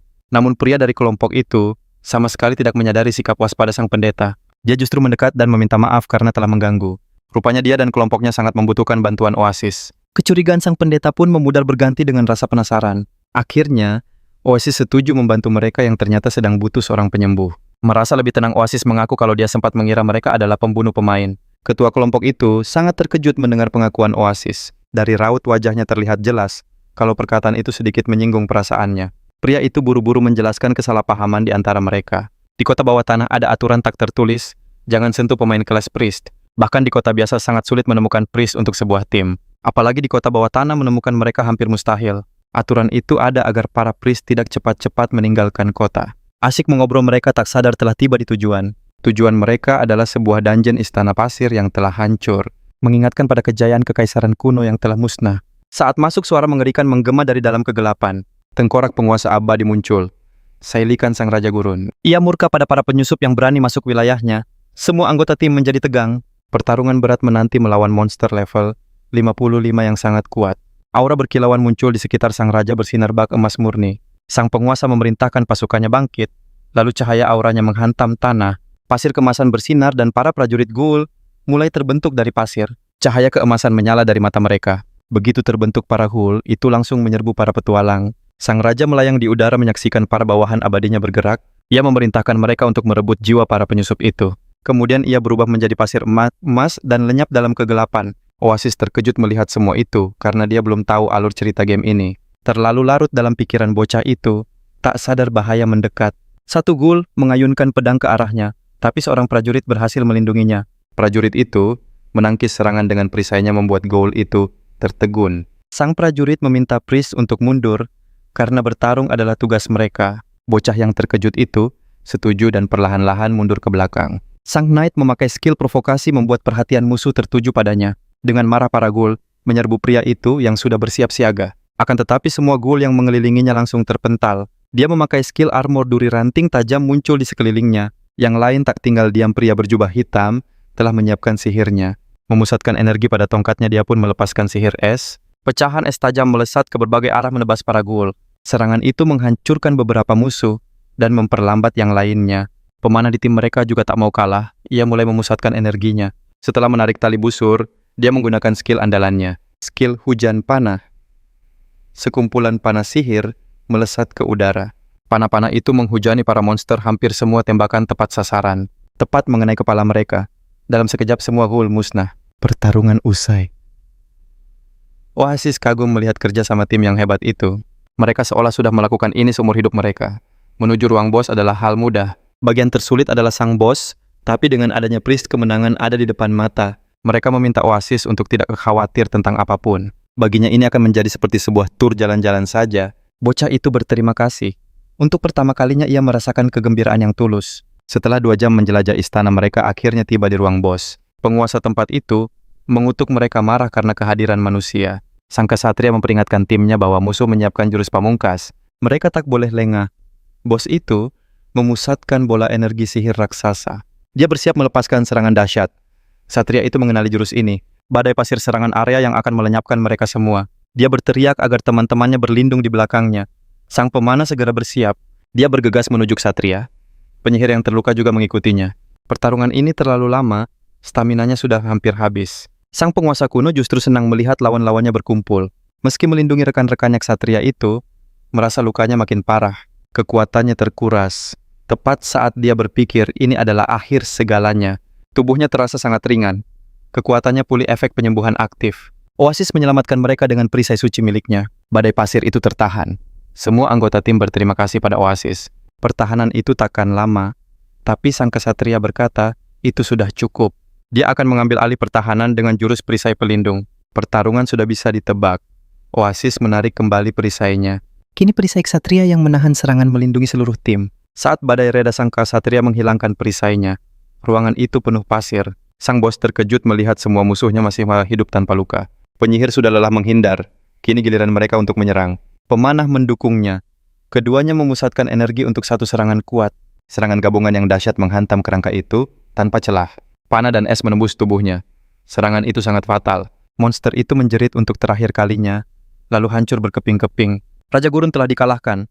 Mereka bersorak merayakan kemenangan. Semua saling berpelukan meluapkan kebahagiaan atas kemenangan ini. Hanya Oasis yang terdiam mengamati kebahagiaan tulus rekan sementaranya. Setelah puas, mereka menghampiri sang pendeta berterima kasih atas bantuannya. Wajah-wajah gembira itulah yang mengingatkan Oasis kenapa permainan ini seru. Namun sebuah pesan masuk ke kotak pesannya dari masternya. Pemuda itu diminta segera datang. Ia pun berpamitan pada timnya. Tak lama pemuda itu tiba di Ankovi. Dia tampak kesal karena menunggu lama. Dia bertanya dari mana saja Oasis. Sang pendeta menjawab dengan jujur. Selama ini dia menjelajahi dungeon bersama sekelompok pemain lain. Oasis mengira akan dimarahi tapi duganya salah. Masternya hanya menepuk kepalanya dan memujinya. Oasis sangat terkejut. Ksatria itu lalu bertanya pada sang pendeta apakah dia berteman baik. Oasis menjawab iya, dan mereka bahkan sudah bertukar kontak. Mendengar itu, sang ksatria kegelapan tersenyum. Rencananya berjalan lancar. Oasis penasaran, ia bertanya kenapa masternya terlihat begitu senang. Pria itu mulai menjelaskan bahwa menaikkan kelas itu butuh biaya mahal. Dibutuhkan 25.000 poin shame. Angka itu membuat Oasis terkejut. Untuk promosi ketiga, butuh 50.000 dan 100.000 untuk yang keempat. Amarah sang warrior tak terkendali dan dia punya satu rencana licik. Mengalahkan pemain lain akan memberinya poin aib tertinggi. Sang priest langsung mengerti. Rencana tuannya sangat jelas. Ia berharap semua ini tidak nyata, tapi sayangnya, tuannya memintanya untuk mencari teman baru. Beberapa saat kemudian, di sebuah lapangan, Oasis berterima kasih pada party yang sudah ia kenal karena datang begitu cepat. Dari wajah mereka terpancar jelas rasa senang, bisa membantu kawan baru mereka. Dengan rasa terima kasih, Oasis menjelaskan kalau ia butuh teman perjalanan. Dia mengaku takut pergi sendirian ke kota timur. Mendengar itu mereka sangat senang. Kebetulan mereka juga harus pergi ke kota itu. Ini adalah tawaran yang sempurna. Sang priest sangat gugup, firasat buruk mulai menyelimutinya. Sesuatu yang mengerikan akan terjadi. Di sisi lain, party itu justru gembira karena akhirnya punya healer sendiri di tim mereka. Tanpa mereka sadari, mereka sedang berjalan lurus menuju sebuah jebakan maut. Kelompok itu pun memutuskan untuk segera berangkat. Mereka bahkan bercanda, siap mengantar sang priest sampai ke ujung benua sekalipun. Setelah beberapa lama, mereka terus berjalan ke timur, sambil bercerita pada Oasis bagaimana mereka bisa berakhir di kota bawah tanah. Biasanya mereka selalu terburu-buru, tapi di game tour ini, mereka malah terlibat pertarungan dan kalah. Alhasil mereka mendapat banyak poin. Poin aib mereka menumpuk dan membawa mereka ke sana. Setelah bercerita, mereka jadi penasaran, kenapa Oasis bisa berada di kota bawah tanah bersama mereka? Mereka pun bertanya langsung. Sang priest terkejut tak bisa berkata-kata. Si penanya menambahkan Oasis sama sekali tak terlihat seperti pemain yang jahat. Oasis buru-buru mencari alasan. Dia bilang semua poin itu karena ulah rekannya. Dan karena itulah dia ikut terseret ke kota bawah tanah. Sang kesatria berbaju zirah menimpali. Dia berkata kalau mereka juga sering lupa aturan. Rekannya lalu menambahkan bahwa mage mereka adalah anggota paling pendiam di tim. Tiba-tiba sang kesatria menoleh dan terkejut. Ada yang aneh. Satu orang dari parti mereka telah menghilang. Sang mage tiba-tiba raib. Padahal tadi dia ada di barisan paling belakang dan tak ada suara sedikit pun. Sang archer menduga mungkin dia tertinggal karena ada telepon. Itu hal yang biasa terjadi. Ia mengeluh temannya itu suka menghilang tanpa memberitahu siapapun di parti. Tapi sang kasatria memutuskan untuk mencarinya dan meminta priest untuk menunggu sebentar. Priest itu sadar ini pasti ulah tuannya. Dengan ragu ia menjawab akan menunggu di sana. Setelah beberapa menit mencari, mereka tak kunjung menemukannya. Ksatria itu lalu meminta ke sang archer untuk mencoba menelepon. Tapi sistem mengatakan teman mereka tidak bisa dihubungi. Mereka pikir mungkin dia sudah log out, tapi anehnya status teman mereka masih online. Hipotesis lain mungkin ada monster yang menyerangnya. Tapi teori itu juga janggal karena tak ada monster sama sekali di sekitar mereka. Sang archer lalu memutuskan bercanda. Dia menduga temannya diculik hantu. Dia mulai meniru gerakan serangan hantu. Tiba-tiba ksatria berbaju zirah itu ketakutan. Bukan karena akting buruk si archer, tapi karena sesuatu di belakang punggungnya. Si archer terus berakting, tapi di saat yang sama, sesuatu muncul di belakangnya. Sesuatu yang bersinar ungu. Dia pikir itu hanya candaan balasan dari rekannya. Tapi sang ksatria mencoba memperingatkannya.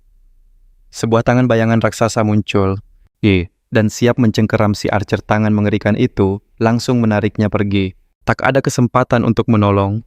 Ksatria itu hanya bisa menatap tak berdaya. Melihat temannya ditarik ke dalam hutan. Dia tak punya kekuatan untuk menghentikan tangan gelap itu. Situasi memburuk, ia berteriak pada sang pendeta untuk tidak menjauh darinya. Tapi saat menoleh, ia sadar sudah benar-benar sendirian.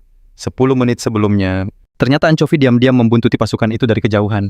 Menanti momen sempurna, ia pun memutuskan untuk menguji kekuatan barunya. Ia mengaktifkan skill tangan kegelapan mengubah tangannya. Seketika tangannya diselimuti kabut hitam dengan pendaran ungu misterius. Kekuatan ini memberinya 3 kemampuan tambahan cengkeraman cakar, atau perisai.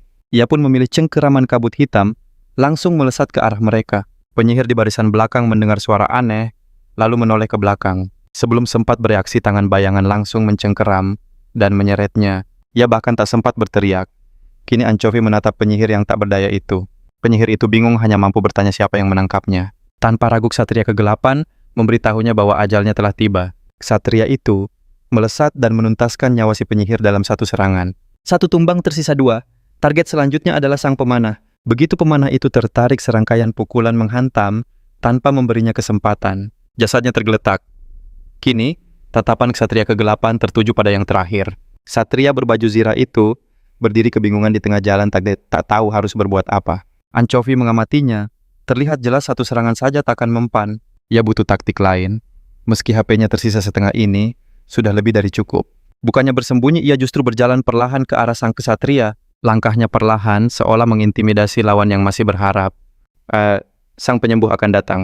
Sadar ia harus berjuang sendiri. Ia memusatkan seluruh perhatiannya pada pembunuh misterius itu. Ia menyalahkan Ksatria Kegelapan. Tuduhan itu hanya dibalas dengan seringai tipis. Tanpa kata, ia langsung melesat menyerang. Pertarungan tak terhindarkan. Sang kesatria mengambil kuda-kuda bertahan siap menerima gempuran. Sia-sia. Pertahanannya tak berguna, malah memperburuk situasinya. Ksatria Kegelapan bergerak lincah melancarkan tebasan dari segala arah. Ksatria itu terkejut, pertahanannya mudah ditembus. Ia terpaksa mengubah taktik. Ia memusatkan energi pada perisainya, menyiapkan sebuah serangan balasan. Anchovy dengan mudah mengelak. Serangan itu hanya lewat di depannya. Melihat celah Ksatria Kegelapan, langsung menyerang titik lemahnya. Ternyata itu adalah jebakan sang kesatria, sengaja memancingnya mendekat, agar bisa menghantamnya dengan perisai. Sebuah pukulan telak pun mendarat. Serangan itu terlalu cepat, mustahil dihindari dari jarak sedekat itu. Sang kesatria sempat bersorak, tapi serangannya tak membuahkan hasil sama sekali. Ksatria Kegelapan memakai skill perisai tangan kegelapan, yang menyerap seluruh serangan itu. Semua damage berhasil diredam. Ksatria itu terkejut. Ia tak menyangka serangannya akan diblokir. Anchovy hanya tertawa arogan saat lawannya berteriak menuduhnya berbuat curang. Tak peduli, Ksatria Kegelapan bersiap menyerang. Lawannya kembali bertahan. Tapi Ksatria Kegelapan sudah di depannya menyerang dengan skill cakar. Seketika pandangan Ksatria itu menjadi gelap gulita. Hanya ada kepekatan. Serangan berikutnya akan memberikan damage 1,5 kali lebih besar, mengakhiri pertarungan ini. Pertarungan ini tidak adil. Saat sang prajurit buta Ksatria itu melesat untuk serangan pamungkas. Serangan itu telak, mengenai sasaran, memberikan damage luar biasa, karena jurus Anchovy selalu menembus pertahanan lawan. Prajurit itu langsung tumbang. Tenaganya terkuras habis, dan pertarungan pun berakhir. Kemenangan mutlak untuk Kesatria Hitam. Anggota tim terakhir kini berada di tangannya. Skill baru itu benar-benar membuat pertarungan jadi sangat mudah. Prajurit yang terbaring itu masih sadar. Dia menghina Anchovy, tapi dalam game ini gugur bukanlah akhir. Tidak ada yang benar-benar sirna. Menanggapi hinaan itu, Anchovy hanya berkata dengan santai, "Beginilah cara kerja pertarungan antar pemain. Tidak perlu tersinggung." Lanjutnya lalu memanggil Oasis.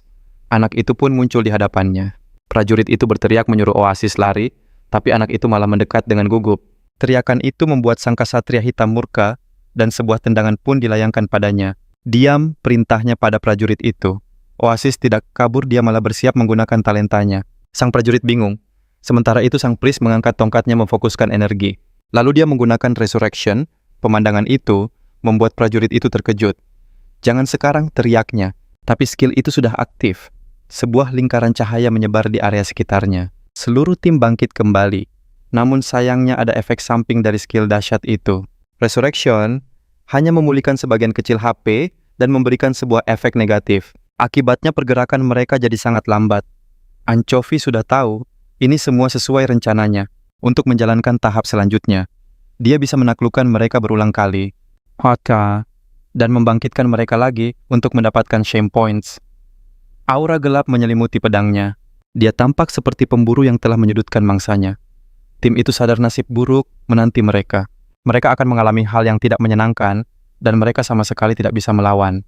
Setelah siklus penaklukan dan kebangkitan berulang kali, tim itu kelelahan. Anchovy mulai menghitung poinnya, tapi dia terus salah hitung, jadi dia menyuruh sang priest untuk menghitungnya. Dengan enggan priest itu menjawab, "Lebih dari 7.000 poin." Anchovy tersenyum puas dengan hasilnya. Dengan cara ini, dia bisa mendapat banyak poin dalam waktu singkat.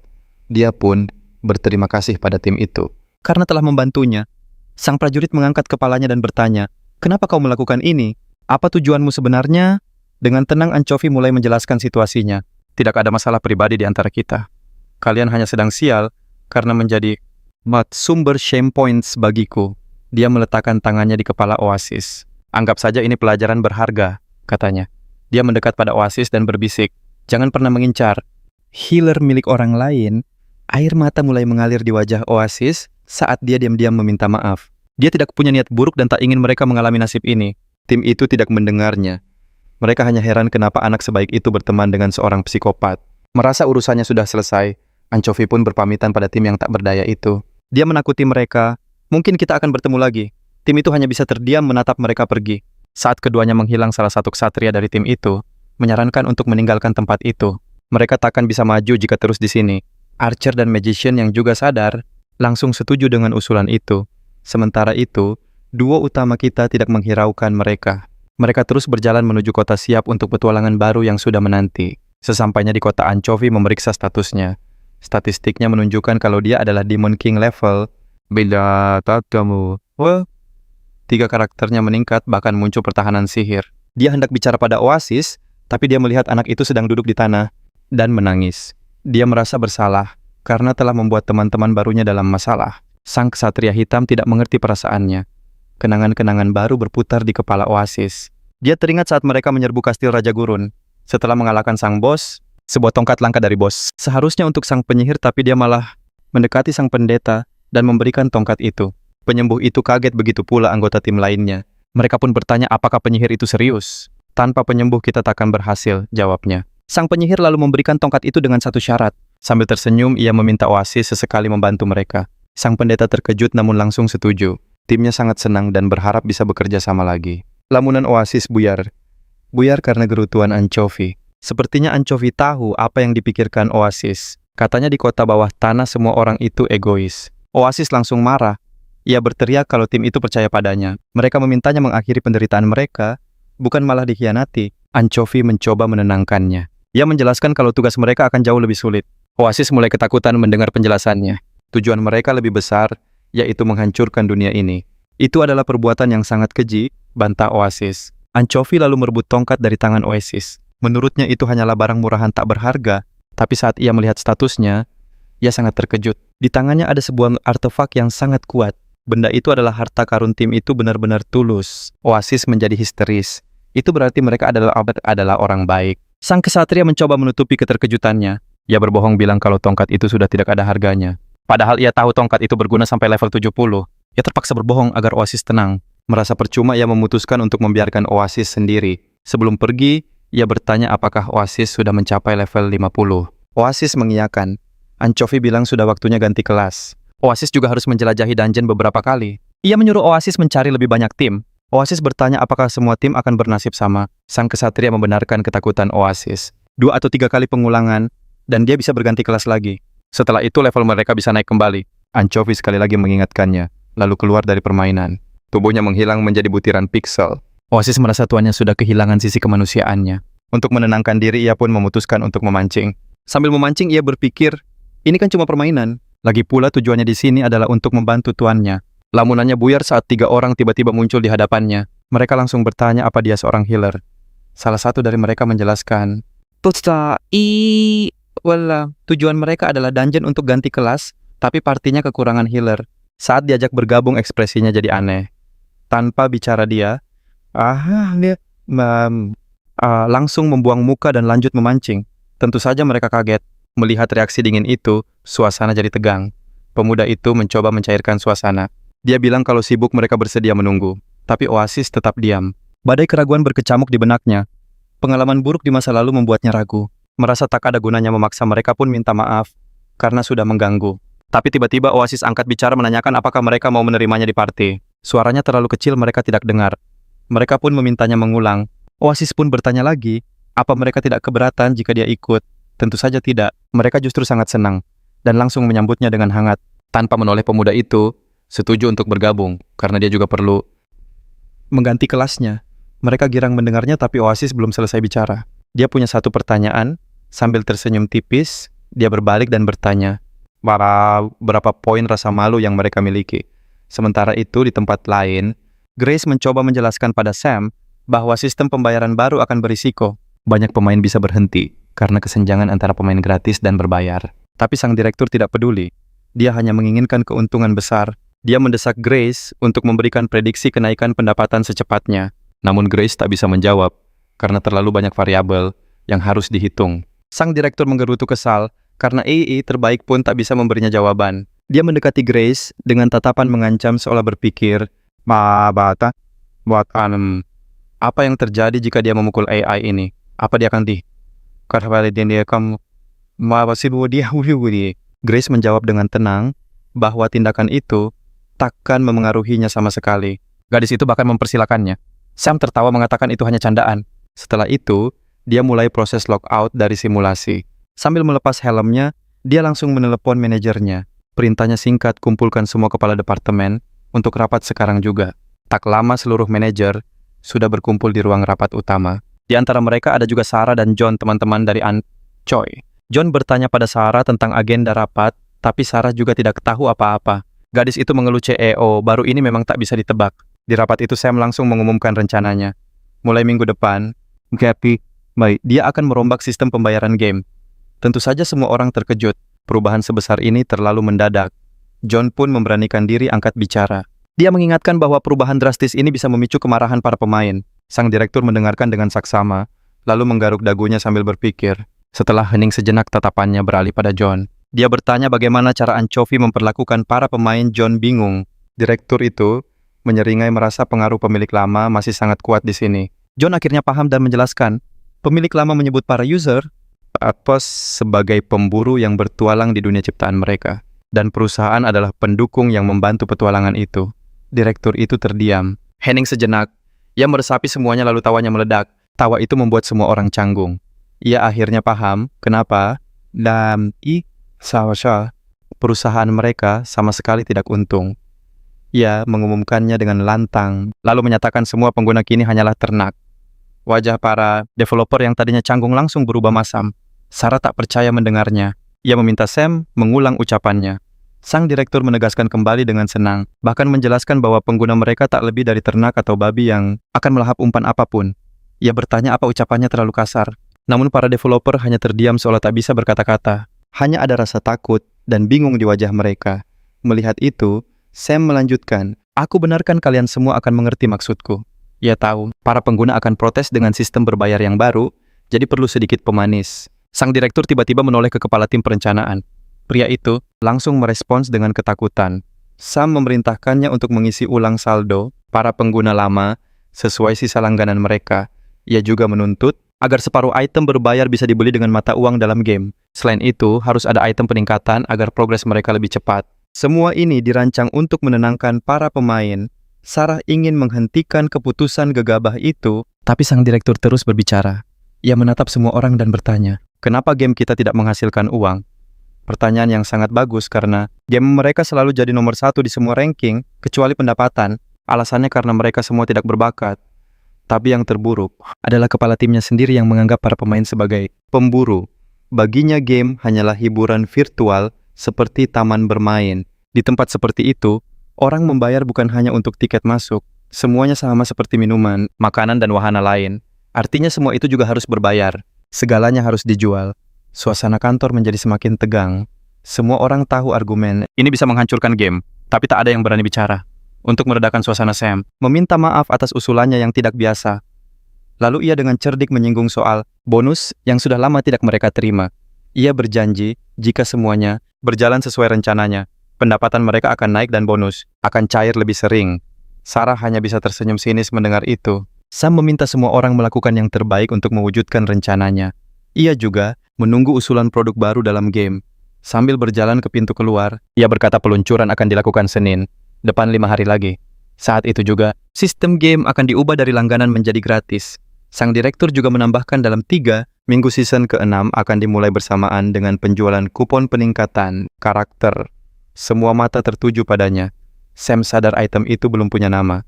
Sambil berdiri, ia berpikir karena nama gamenya adalah Wing, maka nama yang bagus untuk itemnya adalah LDS. Kepala tim perencanaan langsung memuji nama itu. Wajahnya masih menunjukkan ketakutan. Jawaban itu memuaskan sang direktur. Ia pun meninggalkan ruangan dan menyuruh semua orang kembali bekerja. Setelah ia pergi, suasana menjadi hening. Para karyawan saling pandang.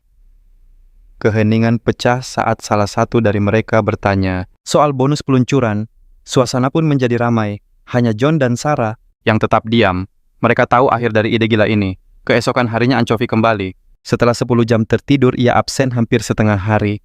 Oasis yang sedang memancing menyadari tuannya telah kembali. Ia girang menyambut Anchovy, tapi sang kesatria tampak biasa saja. Kesatria hanya bertanya kabarnya. Oasis lalu memberitahu ada kejadian penting. Oasis pun bertanya apakah Anchovy sudah mendengar berita terbaru. Mulai minggu depan, game menjadi gratis dengan item berbayar. Kabar itu tak mengejutkan sang kesatria, meski keputusannya lebih cepat. Oasis mengira tuannya akan sangat kesal mendengar berita itu. Sebab Anchovy selalu menentang item berbayar di dalam game. Namun ia malah menyebutnya kabar baik membuat sang pendeta terkejut. Anchovy menjelaskan setelah level 70 pengembangan karakter jadi sulit. Item baru akan mempermudah prosesnya. Oasis takjub dengan pemikiran itu. Bukannya marah, tuannya malah memanfaatkan perubahan ini untuk keuntungannya. Apapun perubahannya, Anchovy selalu menggunakannya untuk mencapai tujuannya. Sikap itu menginspirasi Oasis. Lamunannya buyar saat ditanya soal kelasnya. Oasis menjawab kalau ia sudah mendapat kelas baru dan juga telah berkomunikasi dengan 3 grup lain dan kini mencapai level 55. Anchovy memujinya sambil menepuk kepalanya, lalu menghunus pedangnya. Waktunya memanen poin memalukan dari teman-teman baru Oasis. Tak lama jeritan pertempuran terdengar. Oasis tampak bingung di balik pohon. Suara pertarungan tak henti-hentinya sementara Oasis malah asyik merajut. Di tengah keributan ia duduk tenang dengan benang dan jarum rajutnya. Bukannya khawatir soal pertempuran, ia malah cemas karena hal lain. Jahitan rajutannya terlewat satu. Tiba-tiba sang kesatria memanggilnya. Ia diberitahu kini gilirannya. Ia pun menyimpan topi rajutannya. Di hadapannya satu regu tergeletak tak berdaya di tanah. Mereka menyuruh Oasis lari tak sadar kalau ia sama sekali tak terancam. Oasis malah berpikir seharusnya ia lebih sering berlatih merajut. Sambil berpikir begitu, ia membangkitkan kembali tim yang telah tumbang. Setelah berjam-jam tujuan sang kesatria akhirnya tercapai, Oasis sangat gembira. Sebuah portal gelap terbuka di hadapan Anchovy. Saat Oasis mendoakannya, sang kesatria malah mengajaknya masuk bersama. Mereka pun masuk ke portal, meninggalkan tim yang kelelahan. Di seberang, Terry menyambut mereka dengan sorak gembira. Ia memberitahu poin Anchovy sudah cukup untuk naik ke kelas berikutnya. Namun untuk naik peringkat, ia harus lulus sebuah ujian terlebih dahulu. Terry menegaskan ujiannya tak akan mudah lalu bertanya kesiapan Anchovy. Anchovy menjawab, semakin sulit ujiannya semakin berharga hasilnya. Jawaban itu membuat Terry semakin gembira. Itulah kata-kata yang ia harapkan. Tanpa menunda lagi, Terry bertepuk tangan dan lantai pun mulai berguncang. Pentagram di tengah ruangan perlahan terbuka. Ternyata itu adalah sebuah lorong rahasia yang hanya terbuka atas perintahnya. Sebuah jalan menurun yang gelap muncul menghembuskan hawa dingin mengancam. Sang kurator tersenyum. Ujian dimulai. Anchovy dan Oasis pun turun. Di bawah sebuah ruangan megah terhampar tak tampak terbengkalai. Hawa dingin terasa. Sang pendeta sadar tempat ini bukanlah dungeon, melainkan sebuah ruangan biasa, dan di tengahnya sesosok bayangan berdiri menatap mereka. Bocah itu ketakutan dan bersembunyi di belakang tuannya. Ia mengenali sosok itu. Di hadapan mereka adalah satu dari 3 pahlawan legendaris yang 100 tahun lalu membawa kedamaian. Setelah mengalahkan sekte kegelapan, gelarnya adalah Raja Pedang. Namanya Cadmos Gargantua. Ia menatap mereka dengan dingin membuat Anchovy sedikit terkejut. Benarkah sosok sehebat itu ada di sini? Ah, tidak. Ini hanyalah bayangannya. Ksatria kegelapan menjelaskan, setelah kekalahannya, sekte gelap menciptakan bayangan dari 3 pahlawan. Para ksatria kegelapan belajar taktik tempur dengan berlatih melawan bayangan ini. Setidaknya begitulah ceritanya. Tapi Anchovy tahu kebenaran yang sesungguhnya. Alasan sebenarnya jauh lebih konyol. Kepala Departemen Desain ternyata malas membuat karakter baru. Jadi mereka memakai model yang sudah ada. Perlahan prajurit bayangan itu mendekat. Wajahnya berubah masam. Ksatria kegelapan menyuruh sang pendeta untuk bersiap. Ini pertarungan serius. Karakter ini diatur ke level 50. Kecerdasan buatannya pun jauh lebih canggih. Prajurit bayangan itu melesat maju. Semakin dekat siap menyerang, sadar pertarungan tak terhindarkan. Ia berkata pada rekannya, ini akan jadi pertarungan tersulit kita. Prajurit itu langsung menyerang ksatria. Gerakannya sangat cepat, begitu cepat hingga sulit diikuti. Pukulannya nyaris mengenai ksatria kegelapan. Serangannya hanya menyerempet bajunya. Sebelum ia sempat bereaksi, bayangan itu sudah menyiapkan serangan baru. Kali ini sebuah tusukan tajam. Dengan susah payah, Anchovy berhasil menghindari beberapa serangan mematikan. Bayangan itu luar biasa cepat dan kuat. Mustahil untuk kabur darinya. Prajurit itu terus mengejarnya. Satu-satunya cara adalah bertahan dan mengulur waktu. Kesehatan Anchovy terus menurun, tapi ia tak putus asa. Ia tahu lawannya adalah petarung atau yang hanya mengandalkan kekuatan. Tiba-tiba bayangan itu mundur. Anchovy sadar. Ini gilirannya menyerang. Ia berteriak pada Oasis untuk segera menyembuhkannya. Tapi bocah itu sudah lebih dulu merapal mantra penyembuhan. Aku akan menjaga HP-mu dan membantumu dengan skillku. Oasis mulai merapal mantra satu persatu, menambahkan kekuatan pada tuannya, meningkatkan serangan kelincahan dan kesehatannya. Anchovy menyeringai. Dengan dukungan ini, kemenangan sudah di tangan. Ia menggunakan skill aura kegelapan dan melesat ke arah lawannya siap menghajarnya. Ia menghujani lawannya dengan tebasan gelap bertubi-tubi, tapi semua serangannya tidak ada yang mengenai sasaran. Anchovy tak mengerti kenapa semuanya meleset. Jawabannya begitu jelas. Perbedaan status mereka terlalu jauh. Level tinggi tak cukup tanpa equipment yang bagus. Bayangan itu sadar serangan tadi tidak mempan. Ia pun tersenyum mengejek. Melihat itu Anchovy sangat marah. Beraninya kau tertawa, bentaknya langsung pada prajurit itu. Amarah membakarnya. Ciptaannya sendiri berani mengejek sang pencipta, akan kuberi kau pelajaran. Ucapnya lalu berbalik badan. Tapi nanti saja, ia pun kabur meninggalkan si bayangan. Bayangan itu tampak bingung. Melewati Oasis, Anchovy berteriak, "Aku mau beli equipment dulu. Sekarang giliranmu menggantikanku." Sang pendeta terkejut bukan main mendengar itu. Wajahnya pucat pasi, membayangkan apa yang menantinya. Bayangan itu kini mendekatinya. Melihat sosok gelap itu, ia gemetar ketakutan. Sang pendeta tak mengerti apa yang terjadi. Situasi aneh serangan menghujani sang priest. Sebagai AI, ia berhasil menangkis semuanya. Oasis terus menangkis serangan tanpa henti. Tapi serangannya tetap berhasil mengenainya. Tangkisan hanya mengurangi sebagian damage. Nyawanya terus berkurang perlahan. Tujuan sang kesatria hanyalah pertarungan. Musuh mundur memberinya waktu jeda. Ia segera memulihkan diri dengan sihir. Ia berteriak pada tuannya yang kabur. Tuannya memintanya untuk bersabar sedikit. Oasis kesal karena harus menunggu bantuan. Shadow bersiap menyerang lagi dengan kekuatan penuh. Hantaman itu membuat Oasis terlempar ke samping. Ia melindungi diri dengan tongkatnya. Serangan berlanjut, nyawanya makin menipis. Oasis kelelahan Shadow akan mengakhirinya. Serangan dari atas tak ada jalan keluar. Tapi di saat itu ia teringat sesuatu. Pukulan dahsyat itu menghancurkan lantai.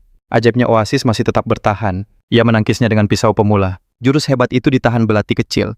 Detik berikutnya belati itu retak dan hancur. Oasis kecewa pisaunya tak bisa dipakai lagi. Shadow tersenyum melihatnya lalu mendekat. Kali ini tak ada yang bisa menolongnya. Oasis hanya pasrah menatap ajalnya. Kekuatan serangan itu tampak sangat dahsyat. Oasis menutup mata namun ia tak merasakan apa-apa. Tuannya muncul dengan armor berat miliknya. Armor itu menahan pukulan super kuat tadi. Ia lalu menantang sang Shadow untuk menyerang. Umpan itu berhasil, lawannya terpancing. Ksatria kegelapan tidak tinggal diam saja. Sambil bergumam ia menyiapkan serangan balasan. Serangan gelap beruntun menebas Shadow. Serangan itu tak memberinya kesempatan. Oasis berteriak kagum melihatnya. Pujian itu membuat sang ksatria senang. Namun musuh berikutnya telah muncul. Oasis menunjuk ke arah lawan baru mereka. Shadow dari Archmage, legendaris Ki Ellison. Salah satu dari 3 ksatria terhebat. Sang penyihir tak membuang waktu merapal mantra. Bola api raksasa muncul tepat di atas kepalanya. Serangan ini sepertinya akan menghabisi sang ksatria. Walaupun dia menangkis serangan pertama, serangan lainnya akan terus berdatangan. Ksatria itu menoleh ke Oasis, meletakkan tangan di pundaknya, dan berkata dia punya senjata rahasia. Oasis menjadi penasaran. Gurunya ini memang selalu punya jalan keluar. Tapi Anchovy malah meminta maaf, membuat sang pendeta jadi bingung. Tiba-tiba Oasis kehilangan keseimbangan. Anchovy mengangkatnya tinggi-tinggi. Inilah perisai teman rahasia. Oasis masih belum sadar apa yang terjadi. Sebelum ia sempat berpikir, bola api itu menghantam punggungnya. Dia menjerit kaget dan marah. Sang bayangan mengira pertarungan telah berakhir dan lawannya telah hangus. Sayangnya sang kesatria keluar dari api tanpa luka sedikit pun. Penyihir itu terperangah. Sebelum musuhnya bereaksi, Anchovy sudah melesat ke arahnya siap menyerang balik. Dia melewati targetnya dan menebasnya dalam satu gerakan. Pertarungan pun selesai. Sang ksatria kemudian menghampiri rekannya. Dia berterima kasih atas pengorbanannya, tapi Oasis hanya ingin segera dihidupkan kembali. Sadar mungkin telah menyakiti hati rekannya, dia segera membangkitkannya. Oasis menjawab kalau dia sudah terbiasa. Dia hanya butuh sedikit waktu untuk pulih. Anchovy tidak menjawab. Musuh terakhir mereka telah muncul di hadapannya. Oasis bertanya apakah dia baik-baik saja, tapi ksatria itu terlihat sangat tegang. Dia hanya bergumam kalau bagian tersulit dari ujian ini akhirnya dimulai. Di hadapan mereka muncul bayangan Uskup Agung Eden Skronot. Oasis bertanya apa kelas musuh mereka. Sang ksatria menjawab singkat, seorang pendeta. Oasis sangat senang mendengarnya. Lawan mereka adalah pendeta sama sepertinya. Itu berarti pertarungan ini akan berjalan cepat. Tapi Anchovy langsung membuyarkan harapannya. Dia bilang di hadapan mereka adalah pendeta petarung yang terkuat di antara ketiganya. Oasis terkejut. Memangnya seberapa kuat pendeta petarung itu? Sang Ksatria menjelaskan bahwa kekuatan serangan mereka tidak terlalu tinggi. Tiba-tiba uskup agung itu melepas jubahnya memperlihatkan zirah baja yang berat di tubuhnya. Oasis tidak mengerti apa yang dimaksud tuannya. Ksatria itu tidak memberi penjelasan lebih lanjut. Sebaliknya dia langsung menyerbu musuh dan meminta Oasis memberinya penguatan. Oasis patuh dan mulai merapal mantra, walau dia tidak tahu pertarungan macam apa yang menanti. Sang Ksatria memakai skill cakar tangan hitam pada uskup agung itu. Serangannya telak mengenai sasaran. Musuh itu tertegun karena bayangan ini memang sangat lambat. Serangan beruntun Anchovy kembali mengenai target. Bayangan itu sama sekali tidak bisa bergerak. Karena efek lumpuh dan buta serangan itu terasa sangat kuat. Tapi itu hanya mengurangi seperempat nyawanya. Anchovy tidak suka ini. Begitu efeknya hilang, sang bayangan meraih sesuatu di punggungnya. Sebuah palu raksasa uskup agung itu mengangkatnya tinggi-tinggi. Sesaat kemudian petir menyambar ke seluruh ruangan, salah satu sambaran mengarah padanya. Sebuah palu petir muncul di atas sang ksatria. Hal yang sama juga terjadi pada Oasis. Palu itu muncul di atas kepala mereka. Ini bukan pertanda baik. Detik berikutnya palu itu Kiemutung menghantam mereka membuat keduanya lumpuh total. Oasis panik karena tidak bisa bergerak. Sang ksatria menjelaskan kalau ini efek dari kelumpuhan. Saat mereka tak berdaya, uskup agung itu justru menyembuhkan dirinya sendiri hingga nyawanya penuh kembali. Setelah melihat itu, Anchovy menoleh pada asistennya dan bertanya apa dia sudah mengerti. Sekarang kau pahamkan kenapa musuh ini sangat merepotkan. Oasis hanya bisa mengangguk setuju. Kelas ini berfokus pada pertahanan super nyawa yang tebal dan kemampuan pemulihan diri. Kemampuan heal dan stun musuh kombinasi sempurna untuk menciptakan lawan paling menyebalkan. Dia tak bisa melenyapkan kita, tapi juga mustahil dikalahkan. Sang bocah pun terkejut. Ia bertanya cara mengalahkan musuh yang terus memulihkan diri. Sang ksatria lalu menjelaskan karena lawan mereka adalah NPC mananya tidak bisa pulih kembali. Artinya mereka hanya perlu menunggu sampai dia kehabisan tenaga. Oasis jadi ragu. Dia bertanya berapa lama waktu yang dibutuhkan. Saat itu efek pusingnya telah berakhir. Sang ksatria kembali maju memberitahu rekannya untuk merasakan sendiri. Berapa lama waktu yang dibutuhkan? Beberapa jam kemudian pertarungan masih berlangsung sengit. Uskup agung kembali membuat duo itu pusing dan memulihkan dirinya. Ksatria kegelapan itu sangat marah. Selama 4 jam berturut-turut kepalanya dipukul palu. Semuanya terasa seperti mimpi buruk. Oasis menyadarkan tuannya memberitahu musuh mereka sudah tak bisa memulihkan diri lagi. Benar saja saat skill heal dipakai HP bayangan itu tidak berubah sama sekali. Anchovy senang tapi bukannya menyerang, ia malah mengganti pedangnya dengan pentungan rapuh. Oasis heran dan bertanya pada tuannya, kemana senjatanya dan kenapa memakai alat aneh itu. Ksatria menjelaskan, jika pakai pedang bayangan itu, akan cepat lenyap. Tapi ia ingin menunjukkan pada musuhnya betapa menyebalkannya saat kepala dipukul. Berulang kali, balas dendam atas penderitaan selama berjam-jam. Si bayangan pun terkejut dengan pilihan senjata itu, tak menyadari apa yang menantinya. Anchovy melesat ke arah lawannya. Sambil berteriak marah, ia mengayunkan pentungannya. Tepat ke kepala uskup agung itu. Ia mulai memukuli musuhnya khusus di bagian kepala. Bocah itu sampai merasa kasihan pada bayangan tak berdaya itu. Misi selesai. Anchovy menjauh dari sosok yang telah kalah. Ia senang karena bisa menaikkan kelasnya. Oasis pun mendoakan arwah bayangan malang itu. Kumpulan lawan dalam ujian ini membuat Oasis takjub. Sambil menatap bayangan yang lenyap, ia heran betapa anehnya mereka semua. Ia pun bertanya jika NPC ujian saja seaneh ini, bagaimana dengan pemain sungguhan? Lewat antar muka Anchovy menyembunyikan miliknya dan berkata kalau pemain asli jauh lebih aneh. Gaya bermain mereka, masa balikau. Bahkan seperti sebuah penyimpangan. Mengingat kompetisi, ia bilang setiap saat selalu muncul pemain aneh. Menarik sekali melihat mereka sampai komunitas global menganggapnya sebagai cabang e-sport. Melihat betapa semangat tuannya bercerita, Oasis jadi ragu apakah ia benar-benar ingin menghancurkan game ini. Mereka bergegas menuju pintu keluar, tapi pikiran itu mengganggu sang pendeta muda. Ia tak yakin Anchovy akan senang saat tujuan mereka tercapai. Setelah bangkit, mereka disambut lagi oleh Terry. Ia sangat senang. Ia berkata tak pernah ragu mereka akan berhasil. Sang kurator kegelapan menjelaskan mulai saat ini, pemuda itu menjadi komandan kegelapan. Dialah yang akan memimpin pasukan Ordo Kegelapan. Seketika kelas Anchovy naik. Ia mendapat akses ke benteng Ordo Kegelapan dan bisa mengembangkannya beserta pasukan kegelapan. Kini dialah pemimpin pasukan kegelapan di kota bawah tanah. Ia bisa sepenuhnya mengabdi pada dewa mereka, Dewa Gagak Hitam. Sang ksatria teringat dengan kelas baru ini larangan yang diberikan, Balitatah Petakin, sang dewi padanya telah dicabut.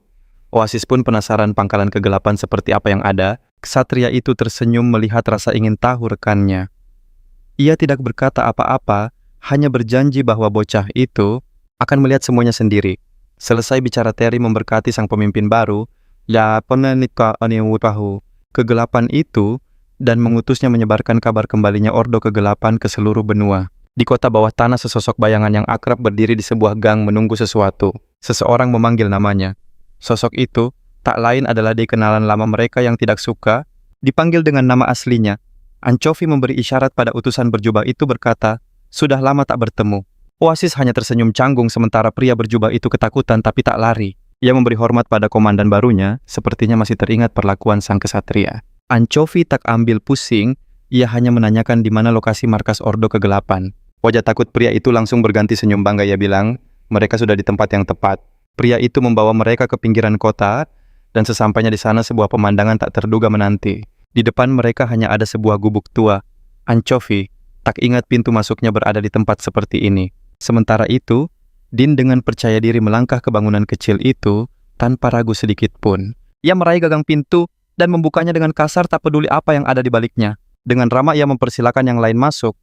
Namun di dalam ada seorang pria berjanggut. Pria itu sedang asik buang hajat sampai kegiatannya terganggu begitu saja. Sang pendeta pun terkejut. Wajahnya langsung memerah padam. Pria desa itu bergegas keluar sambil berteriak marah. Ia mengomel karena merasa terganggu. Pemandangan ini sukses membuat Anchovy ikut merasa canggung. Ternyata pintu masuk markas berada di tempat ini karena Anchovy membiarkan sistem memilihnya secara acak. Entah kenapa dari semua pilihan yang ada, sistem justru menunjuk lokasi yang paling absurd ini. Sistem memilih toilet ini. Mereka semua hanya bisa menatap canggung ke arah bangunan tersebut. Sebuah portal gelap akan segera muncul, tapi tak ada satupun yang berniat untuk masuk. Sialnya portal itu terbentuk tepat di tempat yang paling mereka hindari. Melihat itu, Dean justru tampak senang. Saat portal terbuka dengan riang, ia mengajak mereka masuk. Anchovy hanya bisa mengumpat dalam hati. Sementara Oasis mulai mengeluh pusing karena semua kejadian aneh ini. Perutnya terasa mual. Di tempat lain, mereka muncul di udara berusaha keras menahan rasa ingin muntah. Mereka akhirnya berhasil melewati portal itu, lalu segera berdeham untuk menghilangkan rasa tak nyaman. Anchovy masih saja menggerutu sementara Oasis membuka mata sadar mereka sudah berpindah tempat. Ia terkejut melihat pemandangan di depannya. Belum sempat bertanya sang kesatria, sudah angkat bicara. Anchovy mengumumkan bahwa mereka telah tiba di markas militer Ordo Kegelapan. Di hadapan mereka berdiri gerbang dan menara dari benteng tua yang kini hancur lebur. Kini tugas berat menanti mereka untuk mengembalikan kejayaan tempat ini seperti sedia kala.